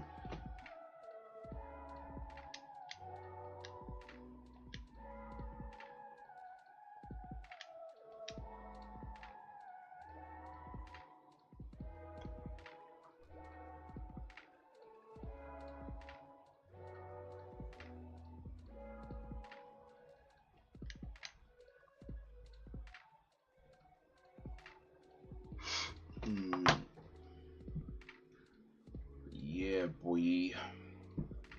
That's actually crazy to think that I've been video editing for over 20 years. It's crazy because I never really set out to be a video editor, and I'm not by any stretch, not by in any professional or any kind of way like that. But I've never really set out like that. Like, it all started because I wanted to make movies, right? And I kind of quickly realized that it's super difficult getting a agent when you either don't know anybody who can get your foot in the door, or you haven't done anything that people take note of. So I wasn't able to get an agent, and I decided, okay, I'm going to just make my own movies. And of course, being like not rich, right? You kind of look at how you can save money. And that's kind of how being in front of the camera started as well. Like, I wasn't necessarily trying to be an actor or a performer of any kind. It was just, you know, you trying to just save money. So I had like a computer that I bought, some editing software, and I wrote like a movie. It was a full-length movie, and I tried to get it made, and well, kind of succeeded. No, not quite, but I did make something. I made a short movie instead of a full-length movie. And it kind of went from there. Like, even though I don't really do that anymore, because it's kind of got to a point where, I mean, never say never, but it's just not where my mind is right now. It did, of course, lead on to doing other things, and ultimately, you know, YouTube and making videos on YouTube and all the skills I kind of learned from doing that, you know, kind of came in handy. So, yeah. But yeah, the very first editing software I bought would have been like, I want to say late 90s, maybe early 2000s. So yeah, more than 20 years I've been using some kind of editing software, and it's mostly been Adobe. I've tried other stuff in the meantime, but Adobe's the one that stuck. And now, after over 20 years, I could eventually be moving myself, leaving Adobe behind. That's a big thing. It's a big thing for me, at least, anyway. I don't think anybody else really cares, but for me, it's a big thing. It matters not to anybody else, but yeah, it's a big thing for me. McJagger had to give his donor card back. You can't get blood out of a stone. Okay.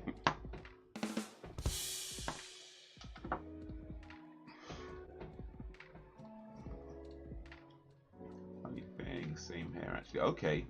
We've been editing for 20 years as well. Went as far as to study camera acting, and oh yeah. I researched the heck out of it. But yeah, it's kind of crazy how things start, isn't it? Like, you don't necessarily intend to do that thing, but that's the thing you end up doing. So like, I never tried to be a video editor, but I ended up learning editing skills, and I still use those skills even though I'm by no means a video editor. I have actually done some video editing in the past in terms of video editing for other people, and there was one that I did years back that, you know, I kind of watched a little bit of it the other day, you know, because it kind of came up on just like, you know, you go through old stuff, and it kind of came out. I watched it just a little bit of it, and I was kind of like, you know what, I ain't gonna lie, man, I was in my bag with this one. Like, I was kind of looking at it like, you know what, I had some skills still, you know, man, I had some skills, you know, man, I had some skills on that, yeah. But yeah. Like I say, it's cool to do. I don't mind doing it. I don't necessarily think it's fun, but I don't hate it, right?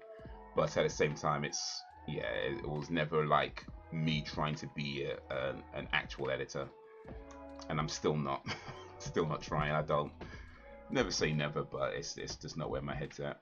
I only do it as I need to, for not being able to afford to hire an editor.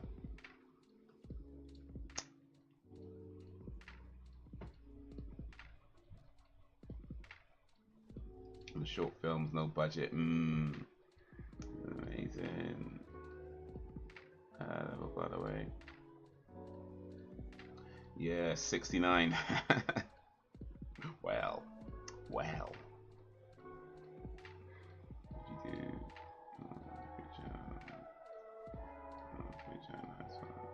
Randomly post them on my channel.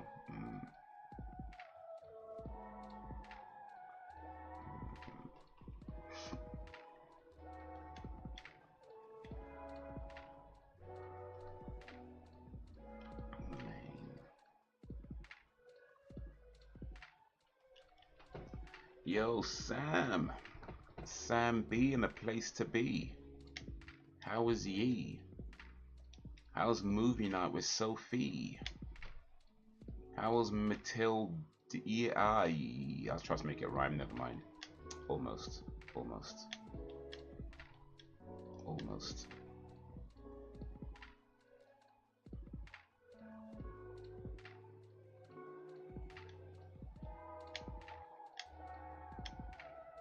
Am I getting anything for these levels? I swear it's taking bloody ages, man.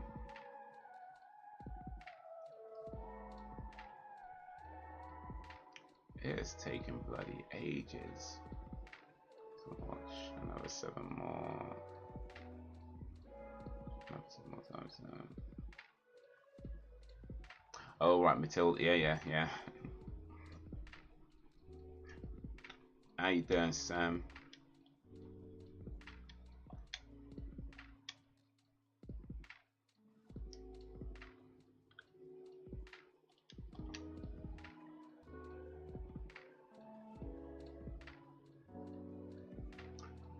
We're just kind of talking about how crazy you'd have to be to want to do YouTube.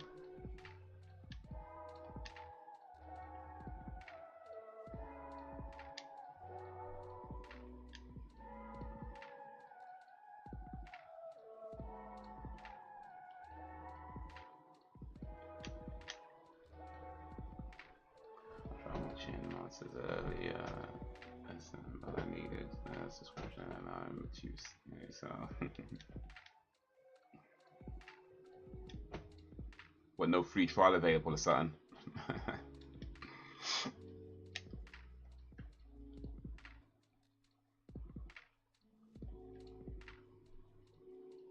You guys are off your rockers anyway. You all make me look sane. So that's why you come here, just to feel normal. Alright. Now we know. Now we know. Once when a night out with Jack Black, CeeLo Green, the boy band blue and pink, but it was no fun because the colors clashed. It's been insane without saying. Colors clashed. I get the joke. I get the joke, Ben.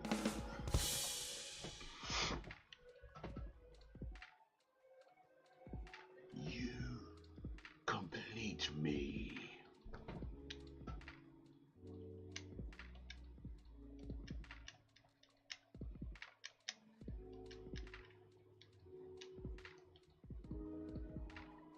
I think my magic is the highest level it could be, 999 for cloud.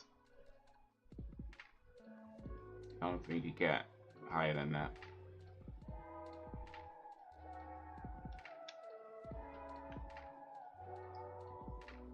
This is a joke. You tried though, I know, you tried.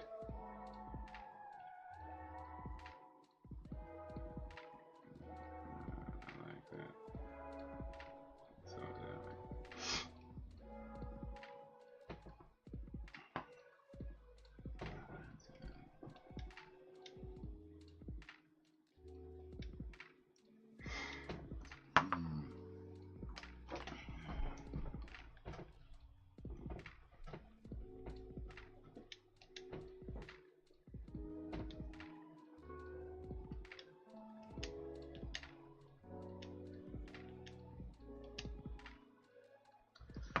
oh man, we're almost. I think we almost got Barrett on 70. I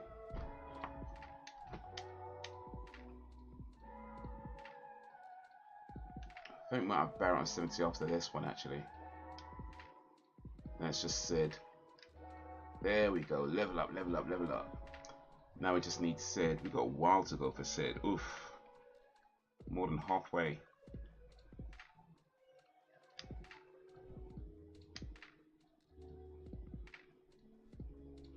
Asks if it was she wants to watch for the next film. Surprise.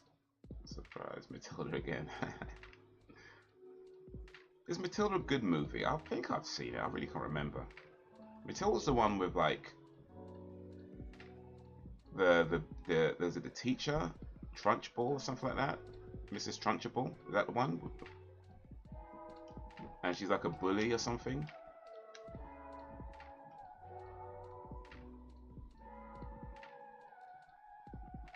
something you sounds like something you really enjoy. Is the movie making stuff from how you talk about it. Jimmy didn't know anyone in that scene, you know, whatever to hear from the door.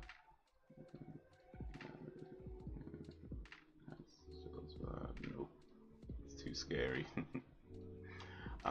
Yeah, I mean, I did do okay as far as filmmaking goes. Like, I got into a film festival, I think twice. Once that I know for sure, twice that I think, but I never actually saw it there. So you know, I did all right. I did all right, and I, you know, met some people and met some actors, and some of them I'm still in contact. Well, one of them I'm still in contact with. Funnily enough, it's the one actor I didn't actually make a film with. Well, not then anyway. I did do something with her later on, but not way back then when we actually met. What else? But yeah, I think I did okay as far as, you know, being able to make something in a way that I could make it and get it into a place where people can see it. You know, I think I did pretty well. I mean, one of the things I've come to believe over the years is nothing that is meant for you will ever miss you. You know, so if things don't happen, it's fine. You know, like, if I'd have done that, would I be doing this? You know what I mean? So you could always kind of look back and be like, oh man, I wish this happened, I wish that happened. But your life would be so different if those things happened. And if you could look at your current position and be like, you know what, I'm doing okay right now. I'm actually doing pretty okay. Then you can't really be too mad about all the things that didn't work out the way you wanted them to work out, because ultimately if they did, maybe you'd be in a different position. Maybe you'd be living a life that's far worse than, you know, what you're living now. So yeah, I think as long as you know that you're doing okay, then it's just is what it is, right? Things sometimes work out, things don't. And when you ask yourself, like, truly, if you really wanted it, you would have had it. You know what I mean? If you really, really wanted it, you would have had it. Or at the very least, you'd still be going for it. And the fact that I'm not, you know, it kind of says that, really. Like, maybe deep down, it's not something I really wanted that badly. But yeah, I like movies. I still like movies. I still like being a part of movies. And, you know, never say never when it comes to these things, right? If the opportunity presents itself or whatever, then cool. But, you know, in the meantime, I think I'm doing okay. I think I'm doing okay.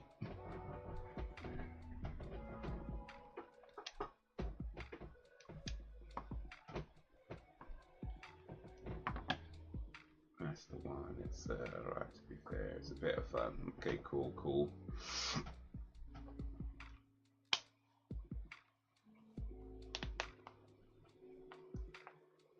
Yeah, I think I've seen it. I can't remember what happens in it though, but I think I've seen it.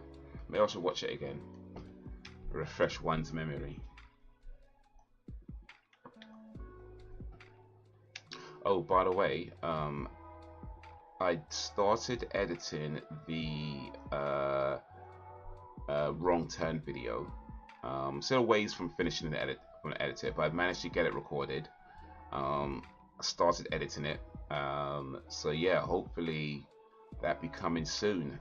So that's one to look out for on Movie Channel. Why Wrong Turn is trash. Let me just leave that there. The thing is about those videos that I do, though, I would say that the joke kind of is, for the most part, that a lot of the films I talk about I do actually like. Every now and then I talk about a film that I generally do think is rubbish, but for the most part I'm talking about films that I actually like. Even though it's called Why It's Trash, I'm making fun of it, I'm making jokes, but I do actually like the movie. I'm not going to tell you whether Wrong Turn falls into the I actually like it or I actually think it's trash category. I'm just going to leave that there. But I think I made some good points. I think I made some good points either way. So hopefully you'd enjoy the video once it's ready, and you can let me know if you think I made some good points or not, or if you think I was just talking complete nonsense and I need to be called out. You can let me know then.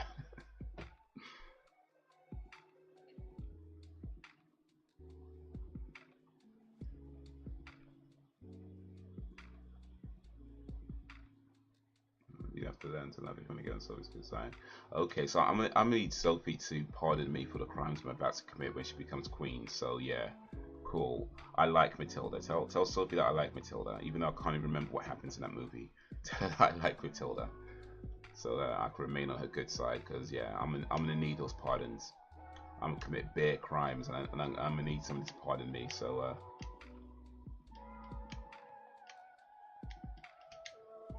I ain't trying to go to no prison.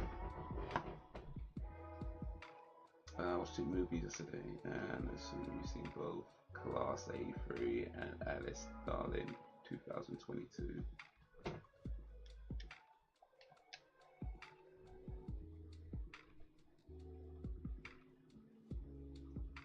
Now, one of these days, you might actually name a film that Dan hasn't seen.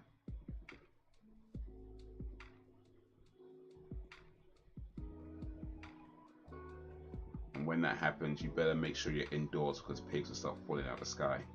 So, yo, what up, Al? AE in a place to be.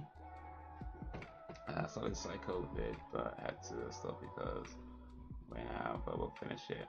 Oh, right, yeah. Posted that video. So the Psycho video is a video I actually made a long time ago. But yeah, I've been posting some older videos I made ages ago on the channel recently, and that's one of them.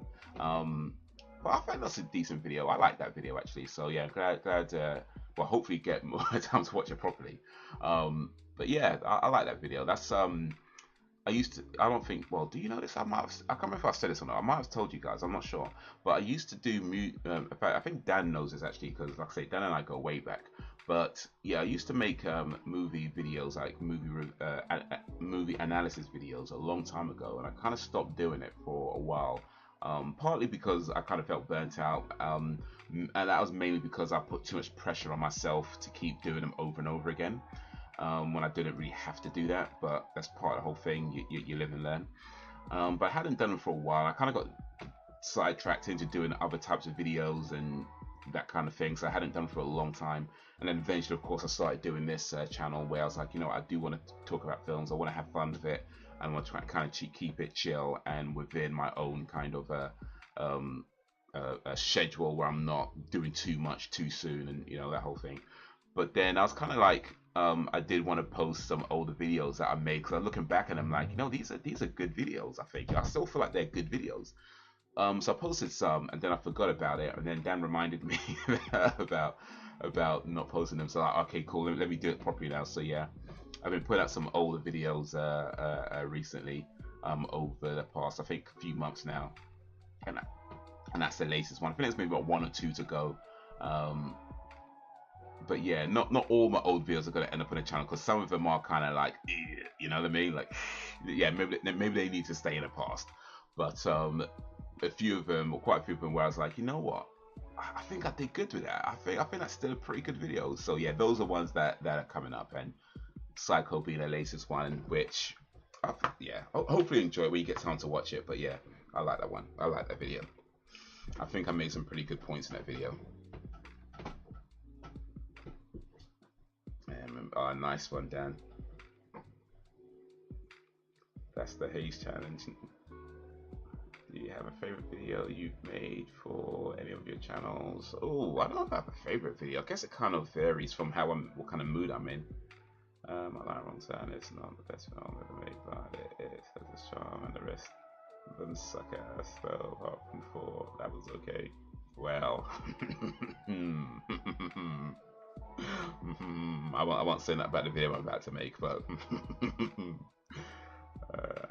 great. Just chill it. It's my birthday tomorrow. Oh, happy birthday for tomorrow. Was it 39, right? Yeah. I'll finish that bit tomorrow. In terms of favorite videos, I think there's a few. Like I said, it kind of varies on what kind of mood I'm in. I think I've definitely, like when I was doing more comedy stuff, there's definitely a few there that where I'm like, I've made some really good comedy, some really good jokes in those. Even if I'm the one saying it, I know. Even if I do say so myself, I feel like I made some pretty damn good jokes in some of them. What else? Yeah, that's the Psycho video. I think is definitely one of my definitely up there. Um, oof.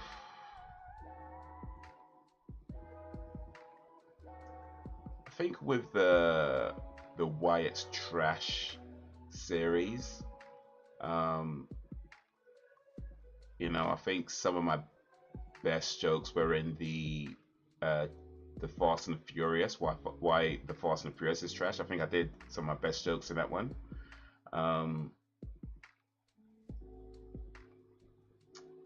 yeah, I mean, I don't know, like, and there's videos that I've made, like I said, I've done editing for other people in the past, and there's videos that I've made for other people where I've looked back at them like, I did pretty good at that. I did pretty good, you know what I mean? I was kind of in my bag. So I don't know, man. I don't know. I mean, I don't like to. I try not to.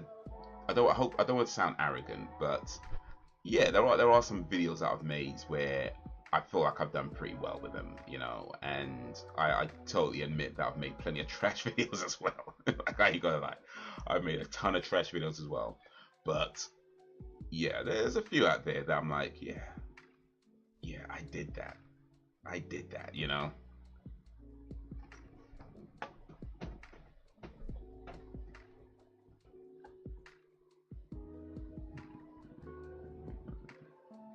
39 tomorrow, one more goes away, you know. Bro, you know what? There's an old saying that goes, the person you are at 40 is the person you'll be for the rest of your life.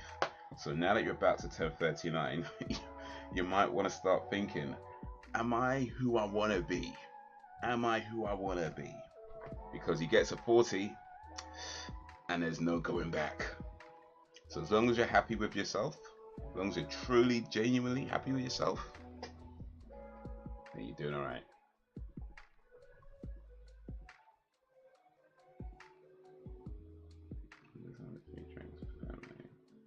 It's not arrogant. I appreciate that, Ben. Thank you. Screen on was really fun to watch. I was so ready to hear your news, and I watched it, and yeah, the Scream was a pretty cool one as well, actually, because I did something a little bit different with that. In fact, I do something a little bit different with. I don't want to say all the videos, but I think with a good few of them, I try to do something a little bit different with them. But yeah, with that one in particular, I know I did something different with that with I was talking about who the killer was and putting up who I thought the killer was while, you know, sort of going along. Hopefully that came across okay, because on one hand I think it's somewhat clear that I've seen the film before I make those videos, right? Of course I watched it before, but I'm trying to write it as if I'm watching it for the first time as well, you know. So hopefully that kind of comes across in a way of saying, like, this is what I was thinking at the time I was watching it, you know, not necessarily I know who the killer is, so I'm going to pretend that I knew all along, you know, type of thing. I don't want to do that. I would be like, oh, this is how I'm interpreting the movie as it's going along. But yeah, I think with that one, that was pretty cool. I had what was it? It was I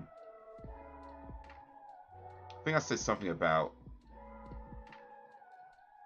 Sydney and how she was very quick to. Oh, I can't remember. I might have to watch it again. But yeah, I think I made some good points and some funny jokes in there too.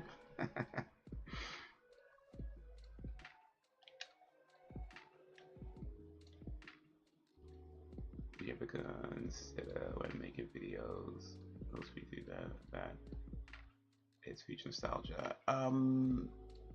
Not particularly, but I guess yeah. I mean, they can be. You know, I mean, certainly some of them have been. So I mean, I try to make videos primarily that I think are good videos, right? That's, you know, your general intention when doing anything. You want it to be good, and in particular with the movie channel, you know, those videos can take a while to make, so I'm kind of going back and forth a little bit as well as I'm writing it. I might change things while I'm editing it, you know, or there may be something that I realized that I missed, or maybe there's a better way I can say things. You know, all kinds of stuff happen between the time the video it's written to the time it's actually put up, and all kinds of things. And sometimes I think about stuff after I've put it up and be like, oh, I could have said that instead. But by then I'm like, okay, now it's calm. Let me just leave it alone. But yeah, you try to make a video as best as you can make it, and hopefully that means that if you watch it again a year later, 10 years later, that however many years later, that you kind of look back at it like, you know what, I did pretty well with that. I did pretty well.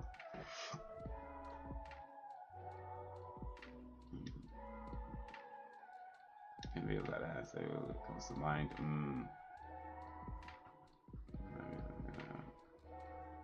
34 on the 15th. That was a section school last week. Oh, you turned 34 this month, Reese. So happy birthday for them. What's that on the 15th? That's 5 days. So we've got 2 birthdays this month. We've got 2 August boys.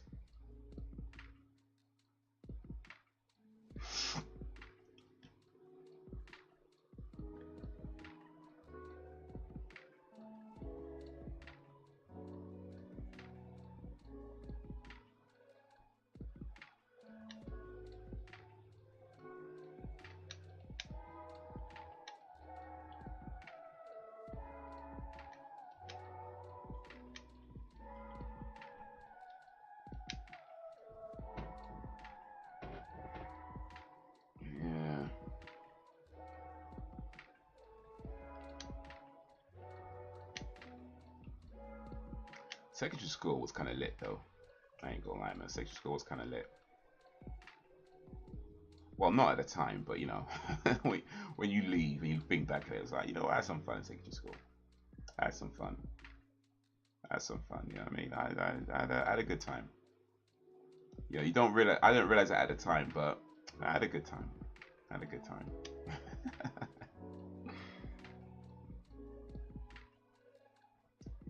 Always one of the youngest, and one of the youngest in my year at school where my birthday fell.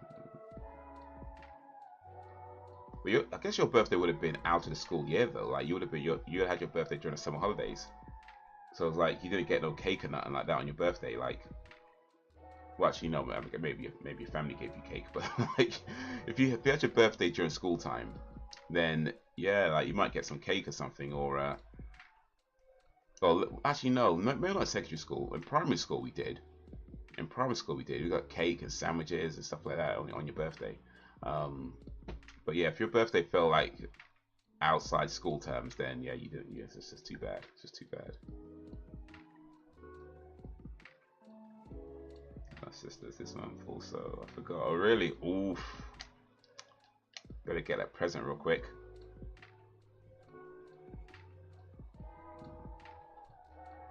You get the quicker time passes by. Oof. Yeah. It's like when you're 15, right? When you're like sort of 14, 15, the idea of being 40 sounds like a million years away, right? When you're 14, 40 is like a million years away. You know? When you're 40, it's like, man. But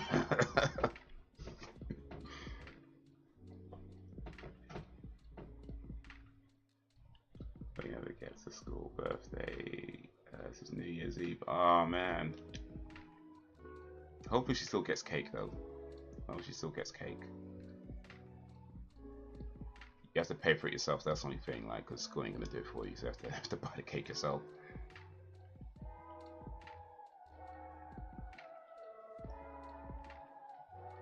Yeah, my birthday actually falls just within the school year. Like, it's literally like, well, maybe not just, but it's within, like, it's towards the end of like the school year. So yeah, I got cake on my birthday. I got cake.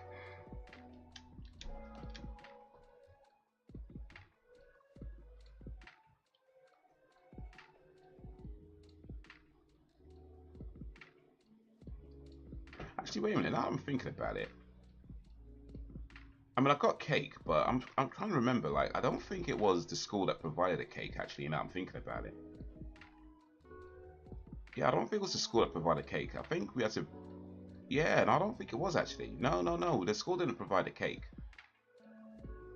I don't know the school. I don't think the school provided. I think my mum did all the cake and sandwiches and stuff, and just we just brought it into school. You know, yeah. You know what? My bad. My bad. The school never provided a cake.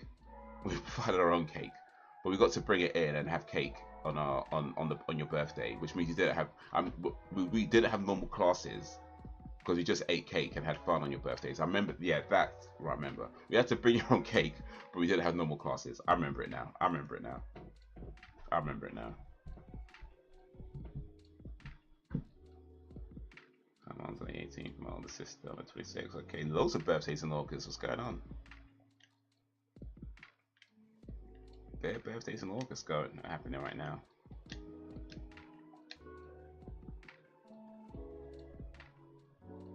In fact, wait, did I read somewhere or hear somewhere that more people are born in August than any other month? Is that right? Am I misremembering?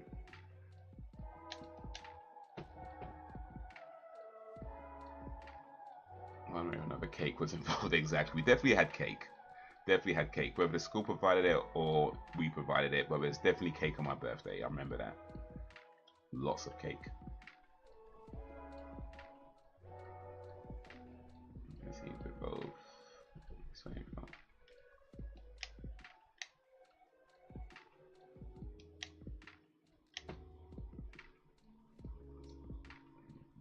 Both the same age.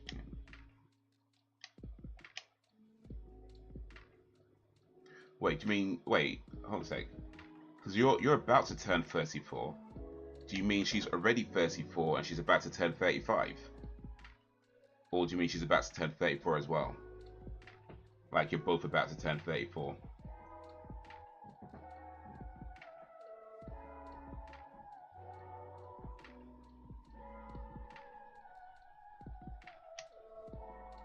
Yeah, no, she's 34 and we'll be 34. Okay, right. Yeah, that yeah, if you were both about to turn 34, that would be a little bit awkward, I think.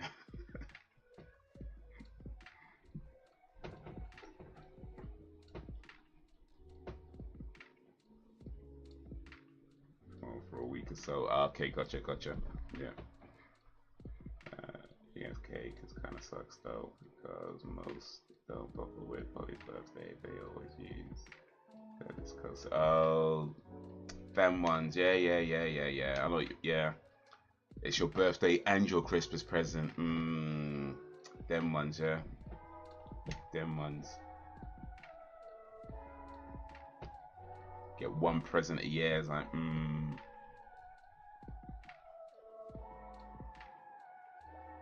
I'll never turn 40. 29 forever. Yeah.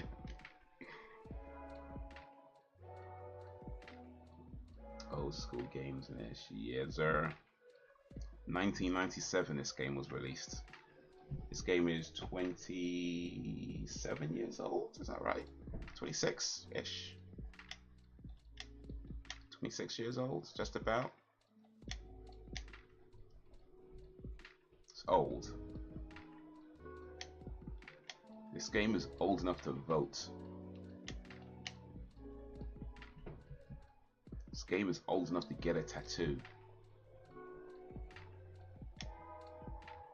This game is old enough to start an OnlyFans.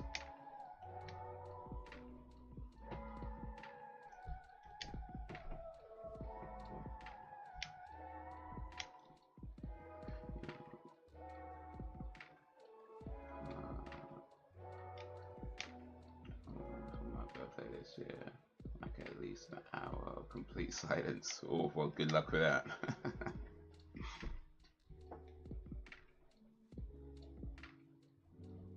Ooh, wait. I just never seem to get any quiet these days. No, it seems more annoying the older I get. You might need to like book a holiday somewhere, like in a remote hotel or something. How long would you be staying? How long would you be staying with us, sir? 1 hour. 1 hour? 1 hour. Okay.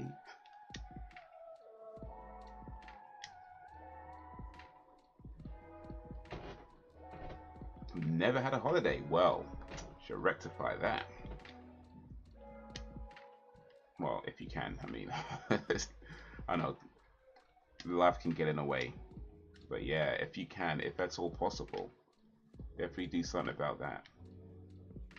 Pick somewhere and go. Don't even worry about where you're going. Just pick somewhere, decide and do. Put some money aside. Maybe open up a separate account so you can save towards it if you need to do that. But yeah, just pick somewhere and go.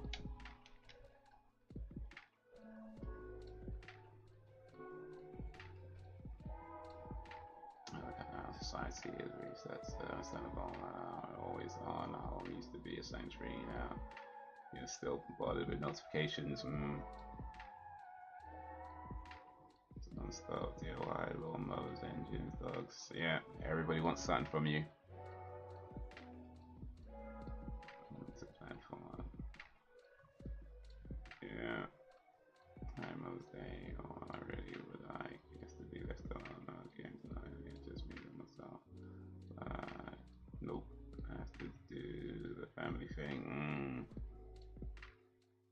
Can I get an hour? Can I just get an hour? Please. Just an hour. Just an hour.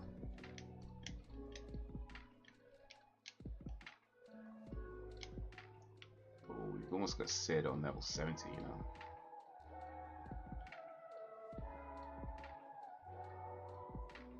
I just piss off on the car to Scotland. I'm sure they have something where you can just, yeah, Scotland, they probably do. I mean, they got like all the highlands and stuff up there, so yeah.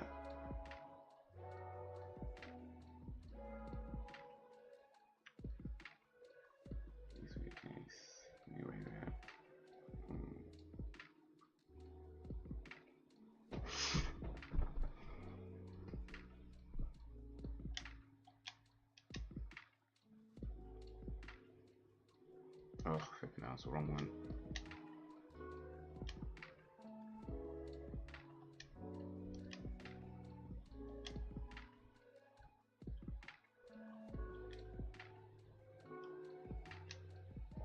Oh wait, did I just...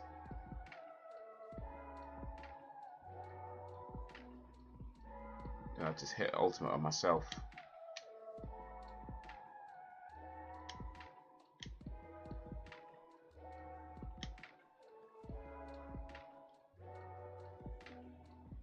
Oh no, I didn't. Cool. Oof, that's close.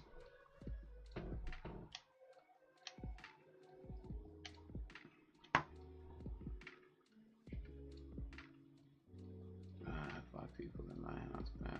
What do you think? Once we're in the middle of nowhere with no phone or anything, yeah. Building a house, something. Use me reads now. Wow, camping is allowed again. Now in Dartmoor, North Scotland, but could be an idea.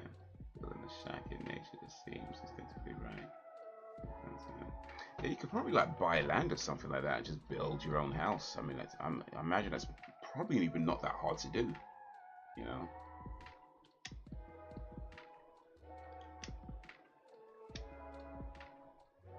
Like buy a small plot of land and yeah, just build.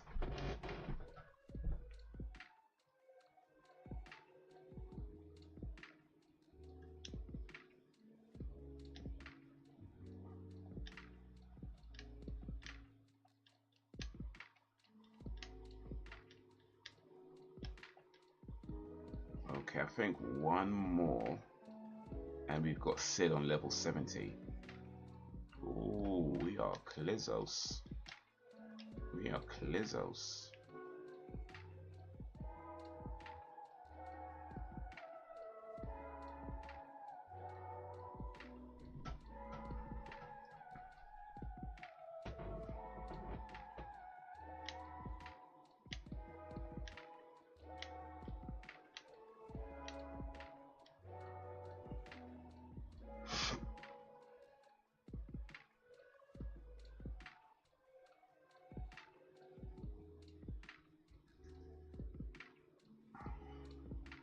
Oh, that should be it. That should be it. I've got them all over 70 now. Oh no, maybe not. Maybe not. Not that close, apparently.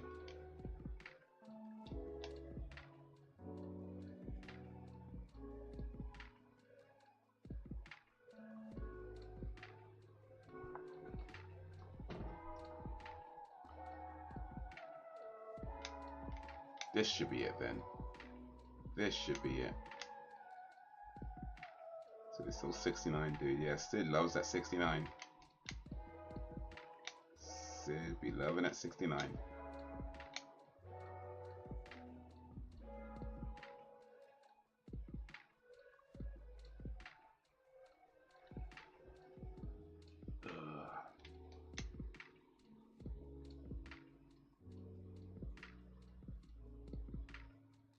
Alright, this gotta be it. After this, they should all be on at least 70. This gotta be it.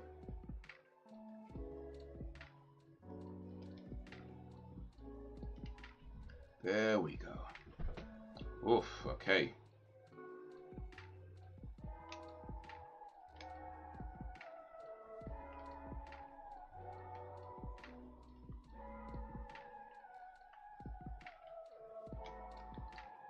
Now we could take on Sephiroth again. Well, not tonight because it's kind of late. It's kind of late, so I won't do that tonight. Maybe next week, but I'll try and get as ready as possible. Because we go, I think next week we need to get into the cave. Next week we need to venture into the cave again.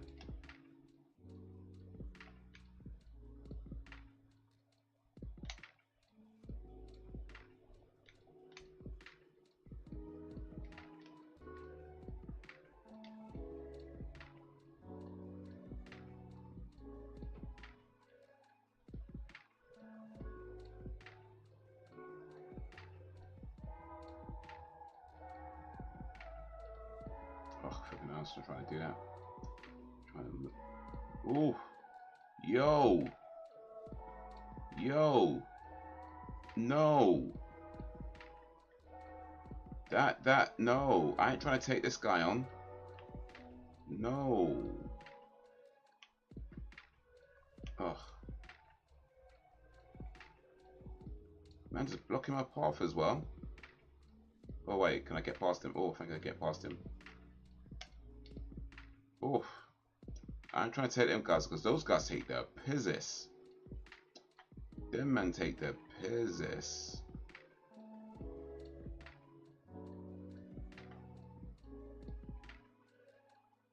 I'm trying to take that guy on, and no, I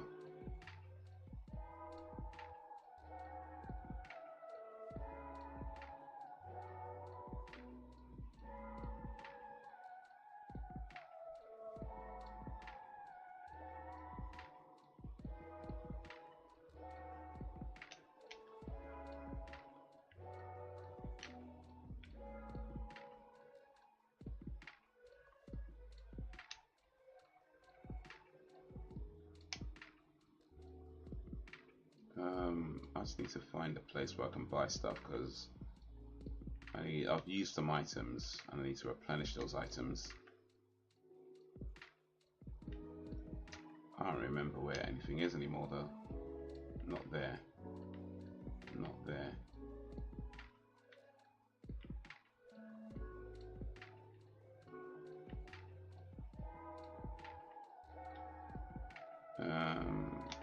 Maybe here.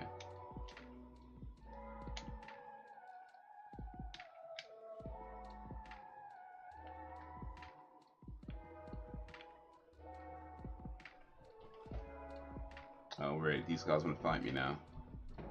These little man. I should be able to one-hit these dudes. I should be able to just one-hit these dudes. There you go. One hit.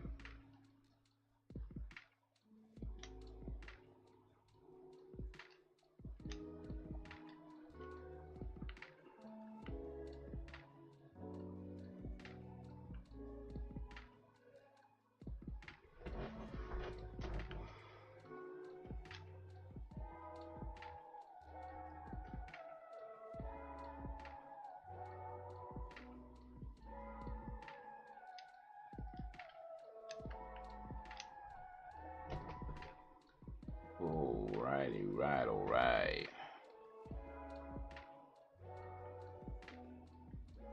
Oh, now, can you walk?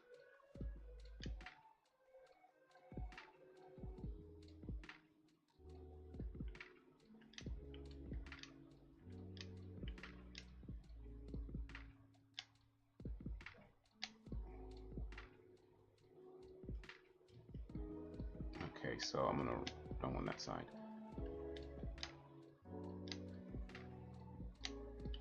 Alright, so high potion, Phoenix down, there we go.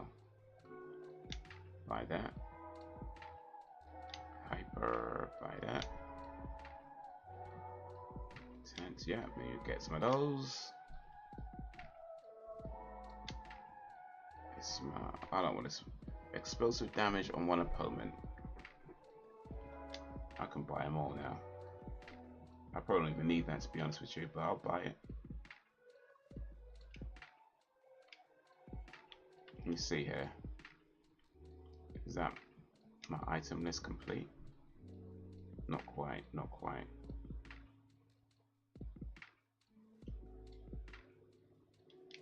Not quite. Push. Don't want to do that. Go away, go away.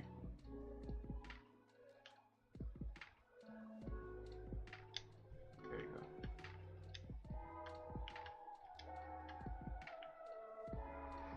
So then we're looking forward to Saw X.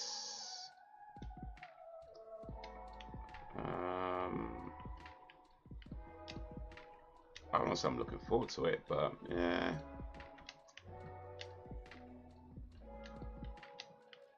Can you jump down this bloody ladder though? Yeah, you jack. But yeah, I mean, maybe I'll watch it eventually. I still need to watch like the other Saw movies. Like I'm so far behind on Saw. So far behind. Like I saw the first one and I saw Spiral and that's it.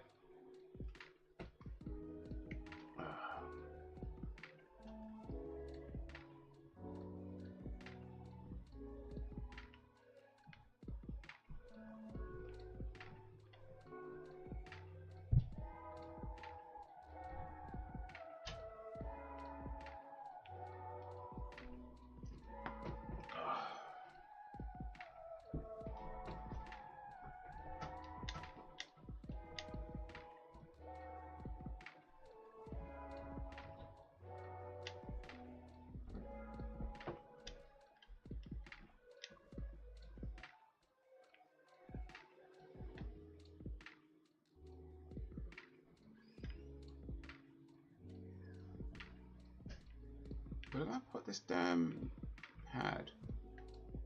Oh, there it is. I'm not even slightly looking forward to it. I tapped out after 3. I'll go and see it because, you know, I kind of have to. It's the law.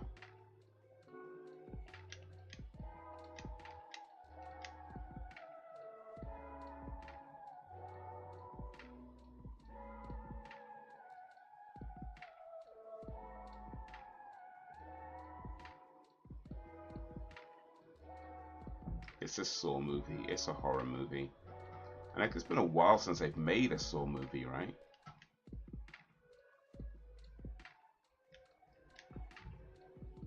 That was the other one as well, since I saw all the other ones. Yeah, I think Dan has to say it just because it's a movie. Like,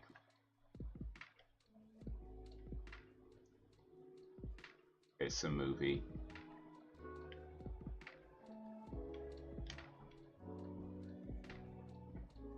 And Dan sees every movie. Let's just keep it real. Dan sees every movie.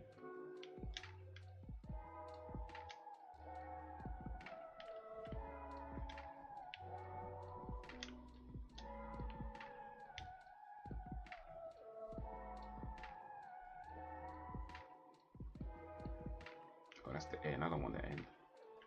Ugh, get out the shot.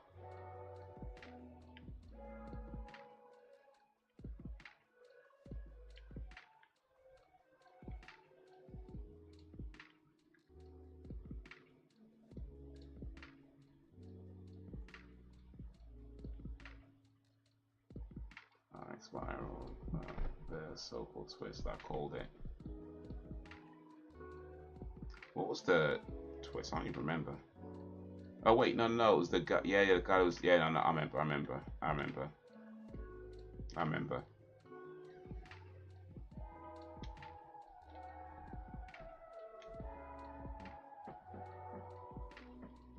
I think all my weapons are top notch right now, actually.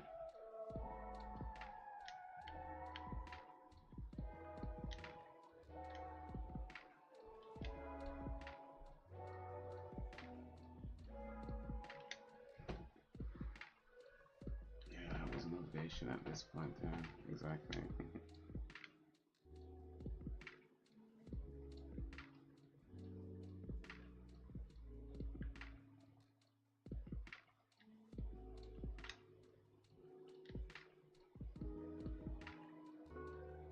Antidote.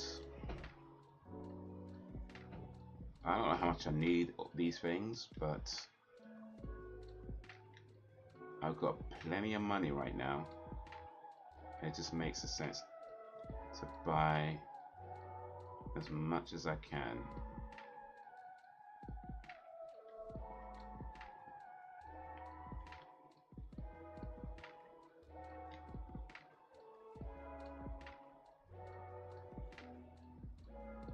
Echo screen. What does echo screen do? Pure silence.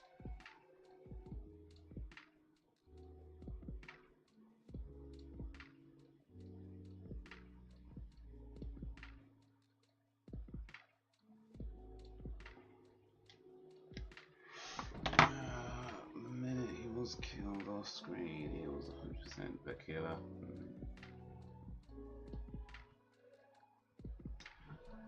Interesting. Because that was the same with Scream 6. So maybe it's a thing, when people get killed off screen,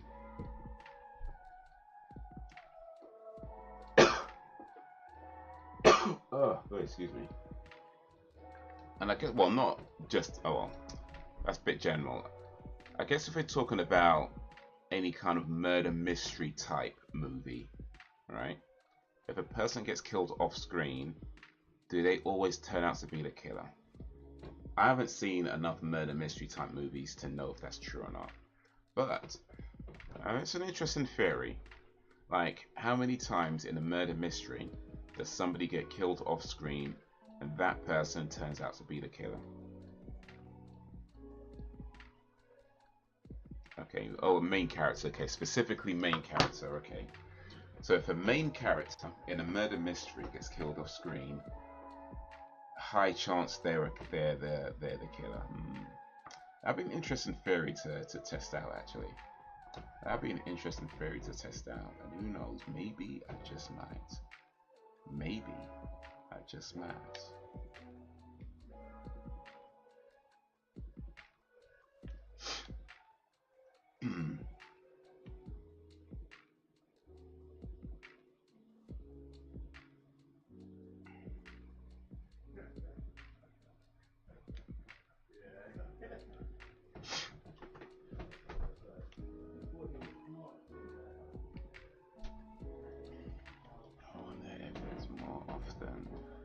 The butler did it.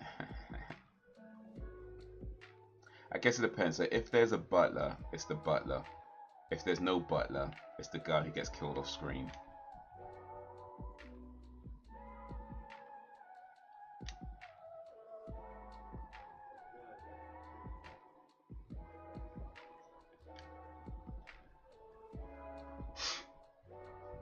Yeah, interesting.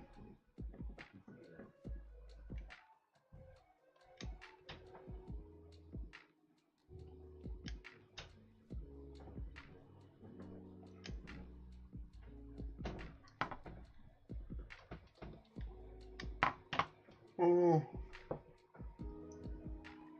So, time might be interesting. Well, going back in the timeline between 2 and 3, but I ain't holding my breath.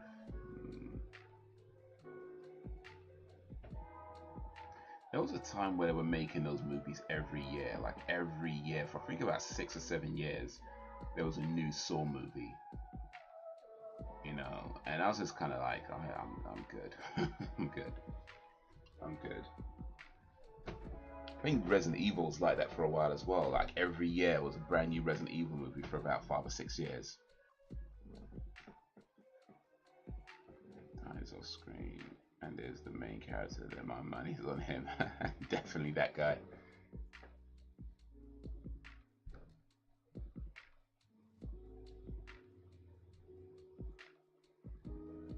Speaking of murder mysteries, have you guys seen the Glass Onion movies?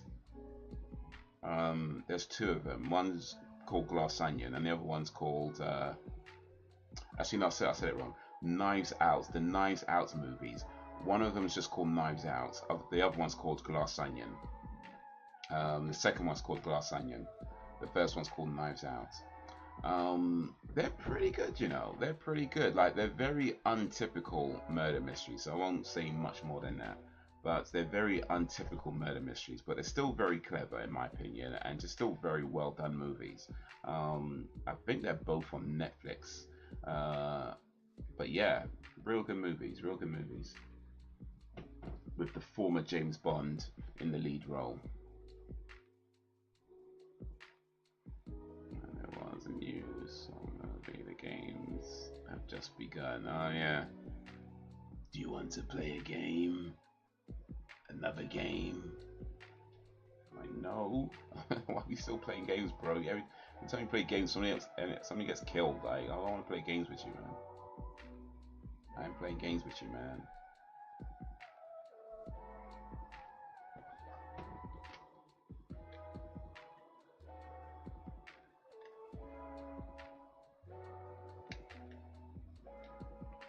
Yeah, you know what? I think I'm just about ready to re-enter the cave, but not today because it's getting late.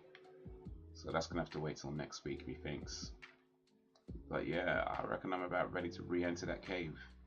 So I think maybe next week.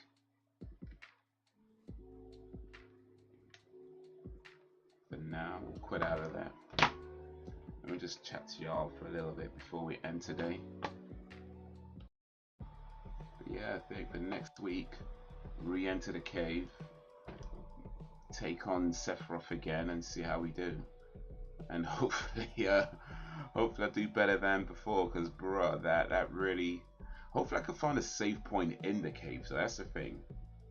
Hopefully, I could actually find a save point in the cave because I didn't find one the last time. And that really pissed me off because there was so much to do to finally get to Sephiroth, and no save points in between when you enter the cave and when you get to him. But if there's a save point in there, maybe I just missed it. If that's the case, hopefully I can find it this time round and just save there. That way, if I do lose to Sephiroth again, at least I can level up in the cave and not have to worry about, you know, other stuff.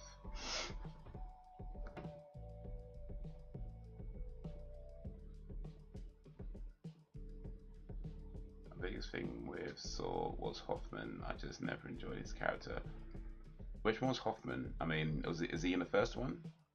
It's been a safe even if he is, I probably won't remember at this point anyway. It's been way too long. It's been way too long. Maybe I should watch the Saw movies finally. Maybe I should finally watch them.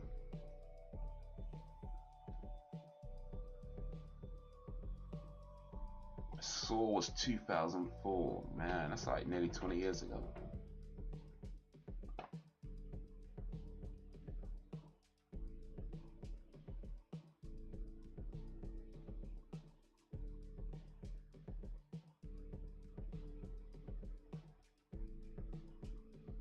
Well, Saw 1 and 2 are on Netflix. And then I guess the rest you pay for in various services.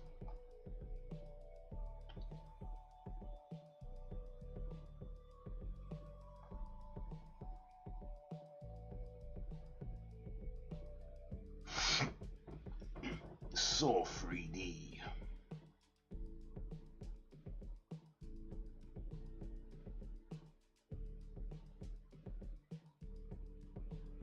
Yeah, so the first 7 Saw movies were a year apart. And then 7 years later was Jigsaw in 2017. And then 2021 was Spiral. And then Saw 10 is due out this year.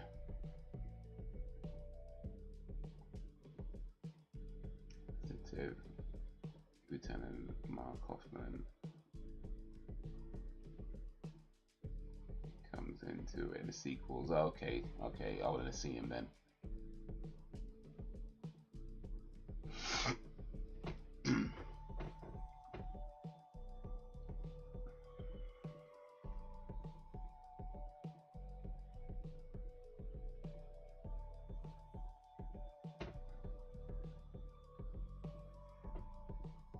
Saw 2 is the best one in Sam's opinion. Okay.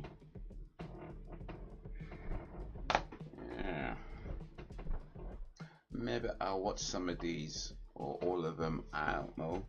But yeah.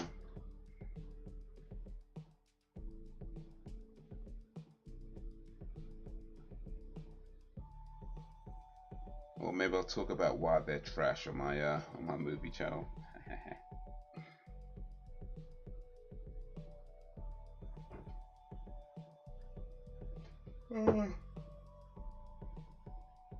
Oh man, excuse me. Oh.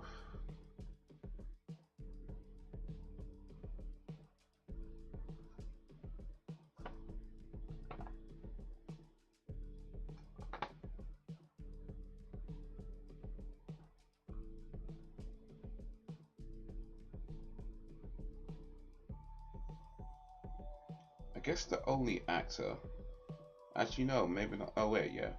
I think the only actor in all the movies is Tony Bell. I think he's in all of them except Spiral. Oh no, he's in Spiral as well. My bad. He was in Spiral. But yeah, I think he's the only actor in all the movies, and he's due in the he's in a Saw 10 as well. So he's got himself a good thing going.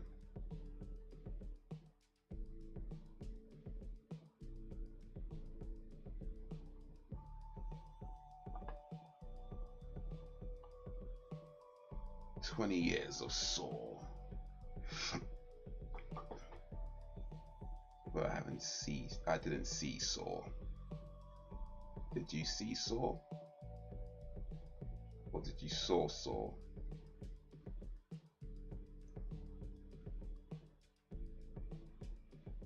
Because if I went to see Saw, and you went to, but you already saw Saw.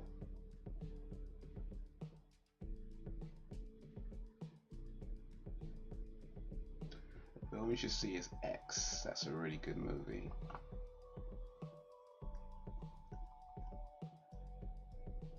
X. 2022. From what, 2 years ago? Well, last year I was talking about. Jenna Ortega, Mia Goth, Brittany Snow, Stephen Ury, Kid Cudi, Martin Henderson.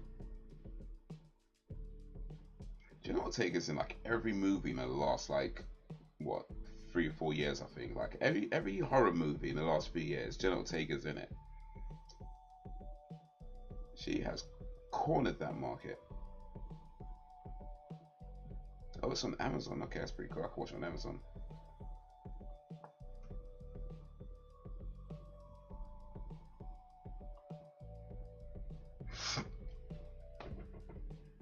Agreed. Okay.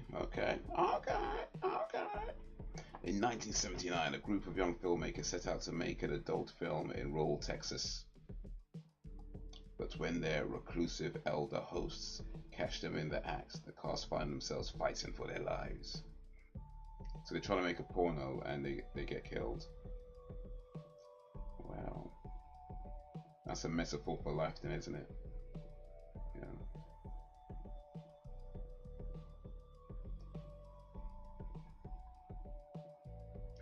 So speaking of Mia Goth, by the way, she's in X movie.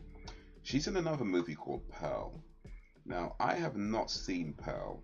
However, I've written a video for the movie channel about movie posters. What I'm talking about, what I think, what makes a good movie poster. And one of the posters that I talk about is for the film Pearl, and I spoke about this one specifically because I haven't seen it. There's two movies I talk about that I haven't actually seen, but I just want to talk about the posters. And so I looked at the movie poster for Pearl, right? Apparently that's a prequel to X. Okay, now I know. And I felt it was a really good poster. Like, it actually makes me want to see the movie. You know, like, it's a pretty let me see if I can find it actually real quick. You've probably seen it, but just in case.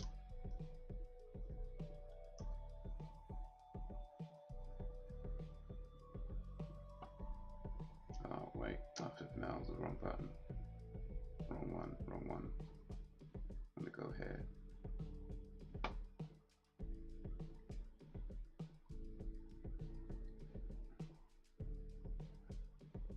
Okay, here we go. Let me show y'all.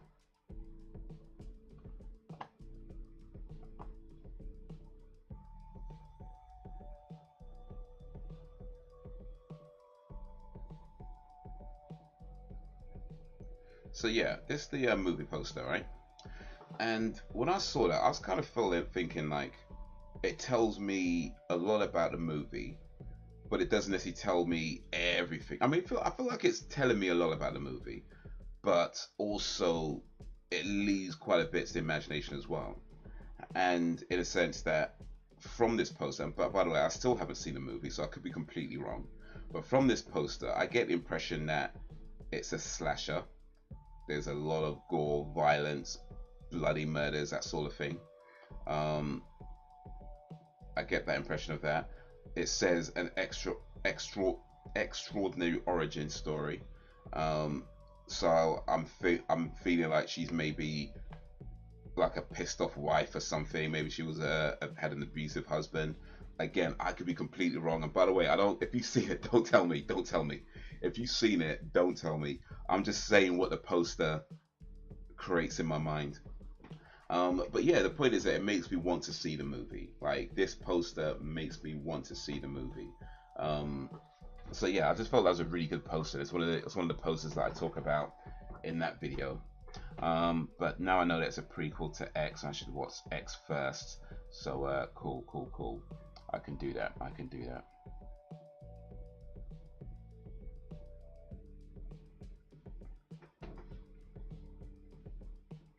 But with that said, what is you guys' favorite movie poster? Not necessarily your favorite movie, but what is your favorite movie poster? That's my question before we depart ways today. Your favorite movie poster.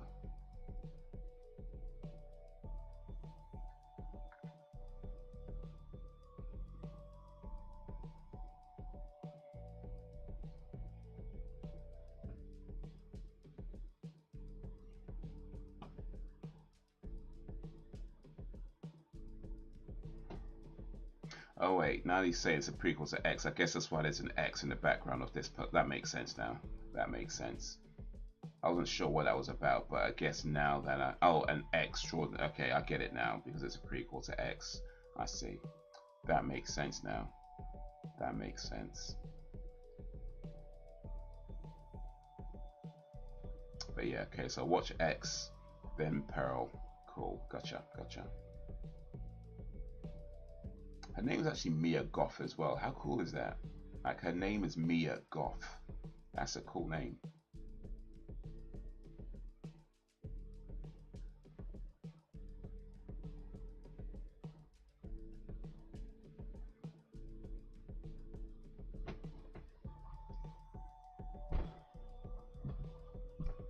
Well, assume it's her real name, of course. Actually, I don't know that. She might have made it up. It might be one of those stage names or something.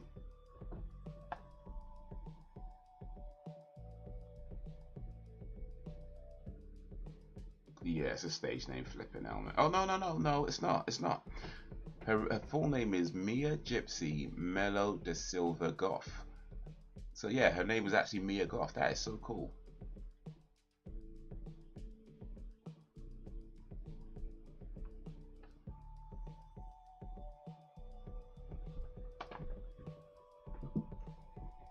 I don't have one, to be honest. However, I did have a Final Destination poster given to me from Blockbusters. Oh, nice. Was that when they were closing down? I was just like, yeah, you can have it. Let's see, Final Destination. Let's check out that poster real quick.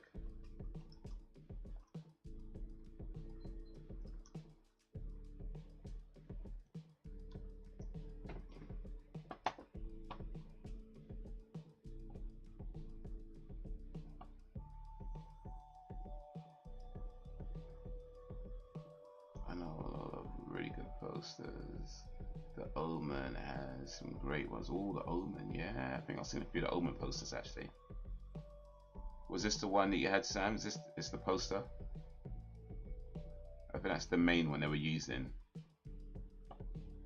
I think there was a lot of horror movies around this time that did this kind of thing with the posters where you had like one person in like the front and like everybody else in kind of this triangle sort of thing going backwards. I think a lot of posters did that, like I Know What You Did Last Summer and was it Sweet Temptation? I can't remember what they were called, but I think there was a lot of sort of teen slasher movies that had this kind of style for their posters, right? I'm not making it up, am I?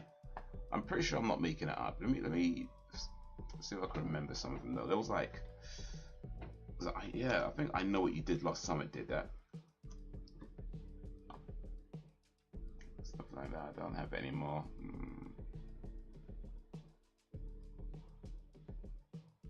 Okay, maybe not quite. No, maybe it wasn't I Know What You Did Last Summer. No, but I feel like a lot of posters did something similar with that.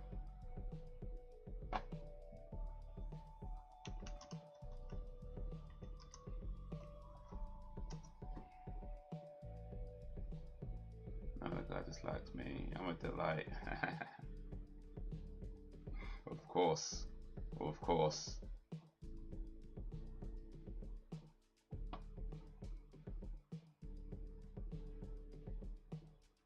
He's the beginning of the end.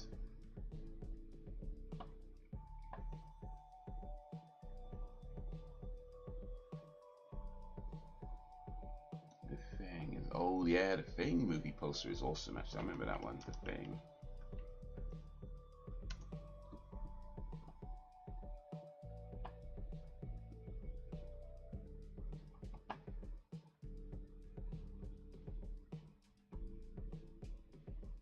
I'll show you guys my favorite movie poster though.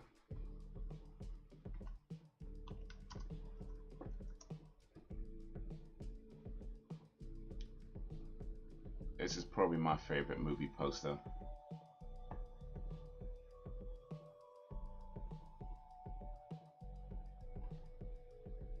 Enter the Dragon.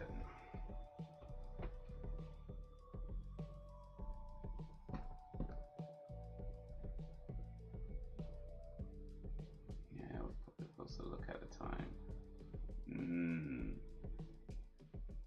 One of my favorites, Nightmare on Elm Street. Oh yeah.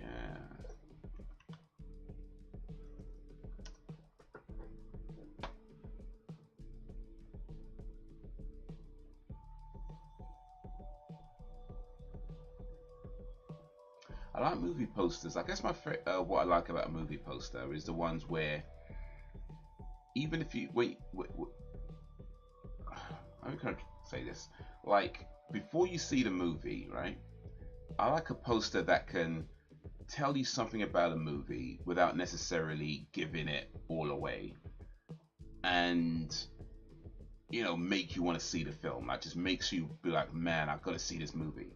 And then after you've seen the movie, you can look at the poster and it can be just like remind you of all the cool stuff in the film, you know, without necessarily just like giving it away. You know what I mean? Like, I don't think I'm explaining it too well, but hopefully you know what I mean. You know, a movie poster that can just like resonate with you in such a cool way like that.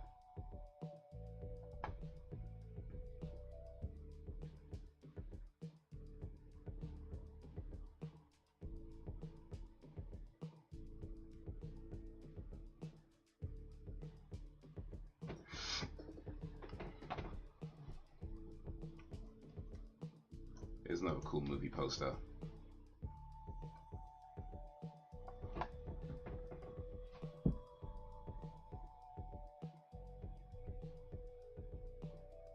I think it's a bad picture actually. There we go. Yeah, it's a bad picture. There you go. There you go. Warriors, come out to play. Warriors, come out to play.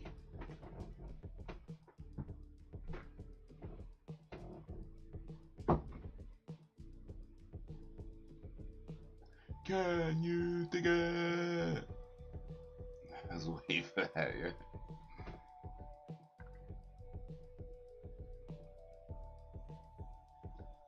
Reynolds is one of those franchise where you know there is some really bad movies in there, but it holds a special place in my heart. It's kind of awesome when a film could do that, though, right? You could have that kind of personal connection with it, and not necessarily because it's a good movie, but just because it came to you at a time where any other time you watch that movie and it wouldn't have hit the same way. You know what I mean? Like certain movies, I think, or certain pieces of art just come to you at the exact right time, you know. And you know, you could watch a great movie, right? But if it didn't come to you at the right time, then all it is just a great movie. It's a cool movie, it's fantastic, it's all that.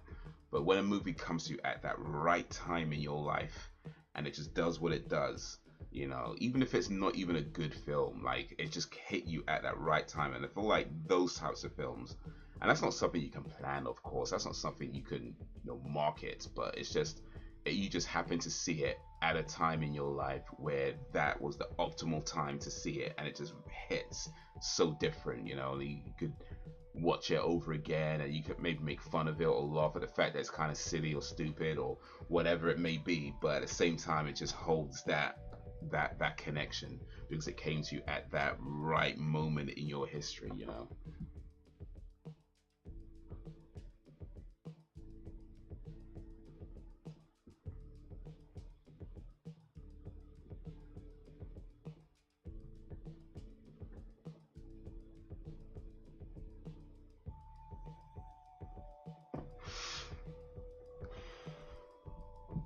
Yeah, the power of art, man, the power of art. You scare the crap out of me, but I love that feeling because I'm a little bit special. Well, I think we all are, just a little bit. Ooh, just a little bit. Ooh, a little bit more.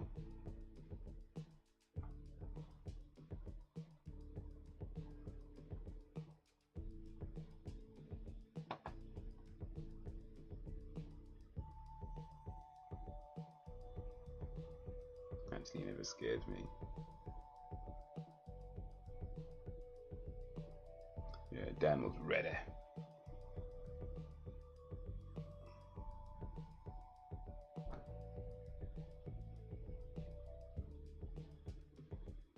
Right there, Robert England is awesome. Robert England, yeah.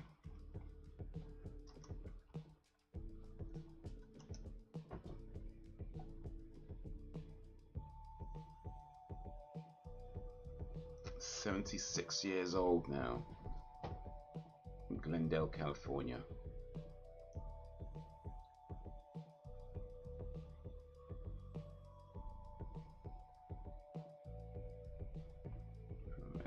Actor years ago. Well, Robert England, okay, nice.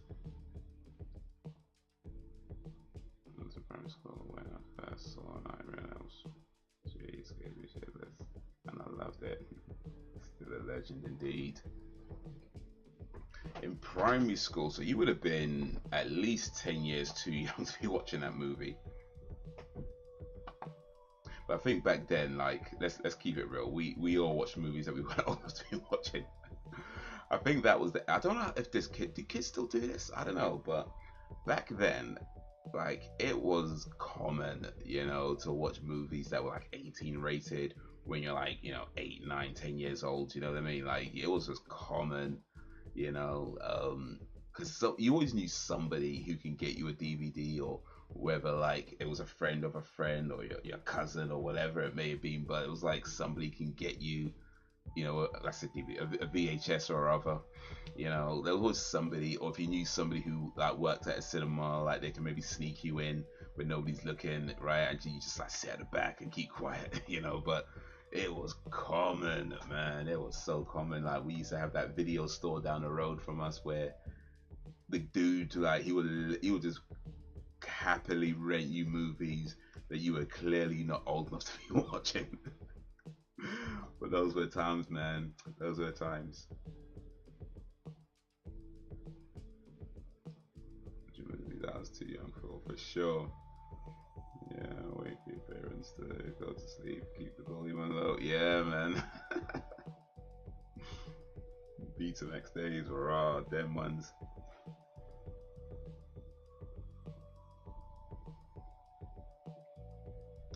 Yeah, we were a bit. I don't know if lucky is the right way to describe it, but because like my parents being from Nigeria, like you don't really have like age ratings and stuff like that over there, so it was never really something that they kind of gave much thought to, like coming home with like RoboCop, you know what I mean? So, oh, it's a film about RoboCop. Okay, what's the harm in that? You know what I mean? It's just kind of like that, right? So yeah, we definitely took advantage of that fact.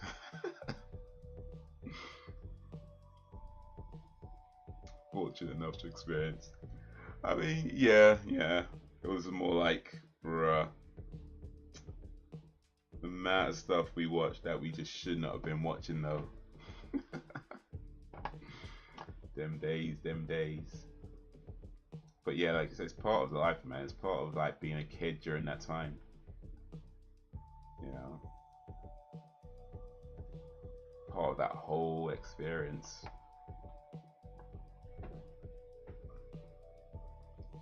And yeah, I guess like I was saying before, like everything that you've done leads you to where you are. All the good, the bad, and the in between.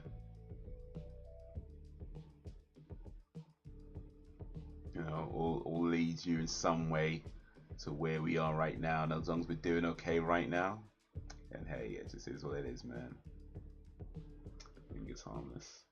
That was always that big debate, though, isn't it? About violent movies cause violence in people, and I think it was pretty much proven that it's not the case. But it does come up every now and then. Does violent media cause violent behavior? Does violent video games cause violent behavior? That sort of thing, right? There's always it's a debate that comes up every so often, every however many years, right? And even though it's proven that that's not the case, so it's been proven, I think, quite a few times now. I do still think it's an interesting question to keep asking, and the reason for that is because, like, especially now as we talk more about mental health and how different things and blah blah blah, I think it's fair to say that different things affects people in different ways, right? And although I don't believe that watching a violent movie would make you a violent person, I wouldn't completely say it's impossible that somebody who is maybe already somewhat predisposed to certain behavior traits, seeing a violent film is probably not a good idea. You know what I mean? It's probably not going to help Matt as much. But for your average, say, person, yeah, I don't think you're just gonna watch a violent movie and all of a sudden be like, "Well, I'm gonna be an axe murderer now." I don't think it goes like that. Now, I think that's just a very oversimplistic way of looking at the whole issue, and ultimately it's just scapegoating with as a way of not actually having to deal with it by saying, "Oh, this is the problem." I mean, clearly that's not the problem.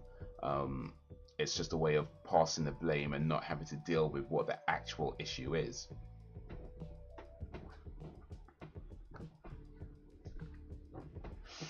I never believe it's true. I think there is already something wrong if you're watching a violent movie and go out and do it. You know, for sure.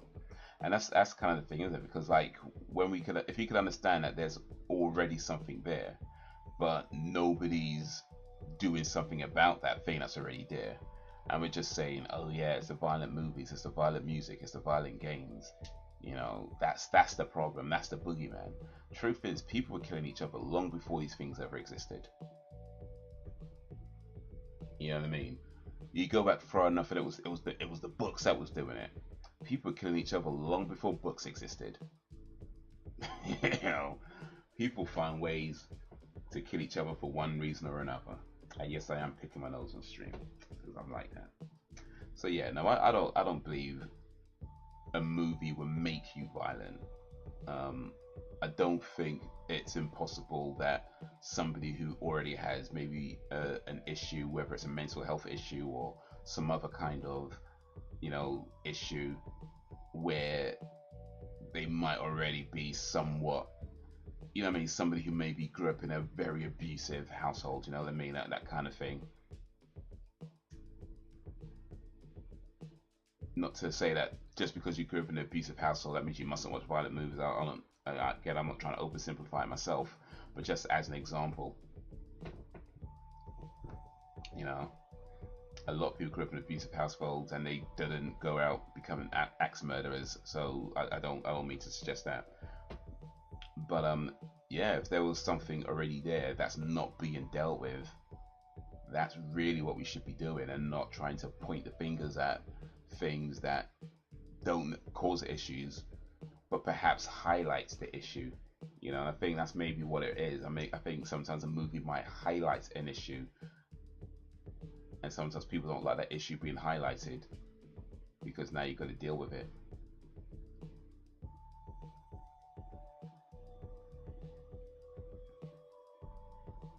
If you to watch Jaws, you'll never watch a horror or violence. Jaws. Just when you thought it was safe to go back in the water. Oh, Jaws is another classic poster, isn't it? We're talking about movie posters.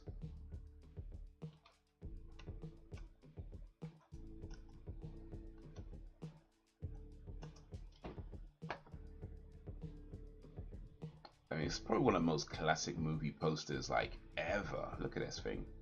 Look at that.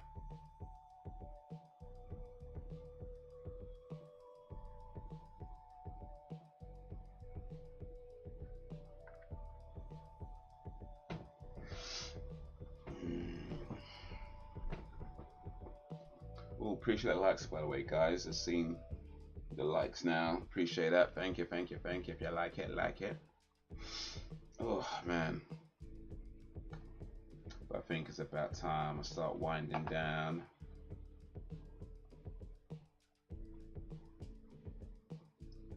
About time I start wrapping up. It's getting hot in here. Oof.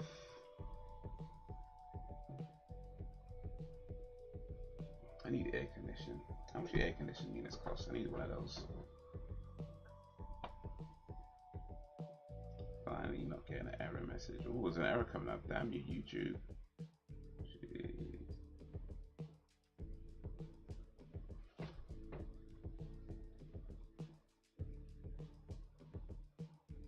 Sorry, Dan. Sorry. Oof. Let's refresh the stream. I shade. You should be bugging, man. I appreciate. Yeah, I don't know. You should be bugging sometimes, man. I ain't know what's going on. They need to do something about whatever they got going on. But yeah, next live stream should be Monday. Watching, what watching again? Shoot Fighter. I was at Shoot Fighter 2 on Monday. Amazon Prime. If you got Amazon Prime, you can watch along. If you don't, you can watch it along if you got it on DVD or Blu-ray or some other format. But if you don't, you can still come along and have some fun because that's how we do it. But yeah, Shoot Fighter 2 for the next movie out on Monday, 8 p.m. GMT.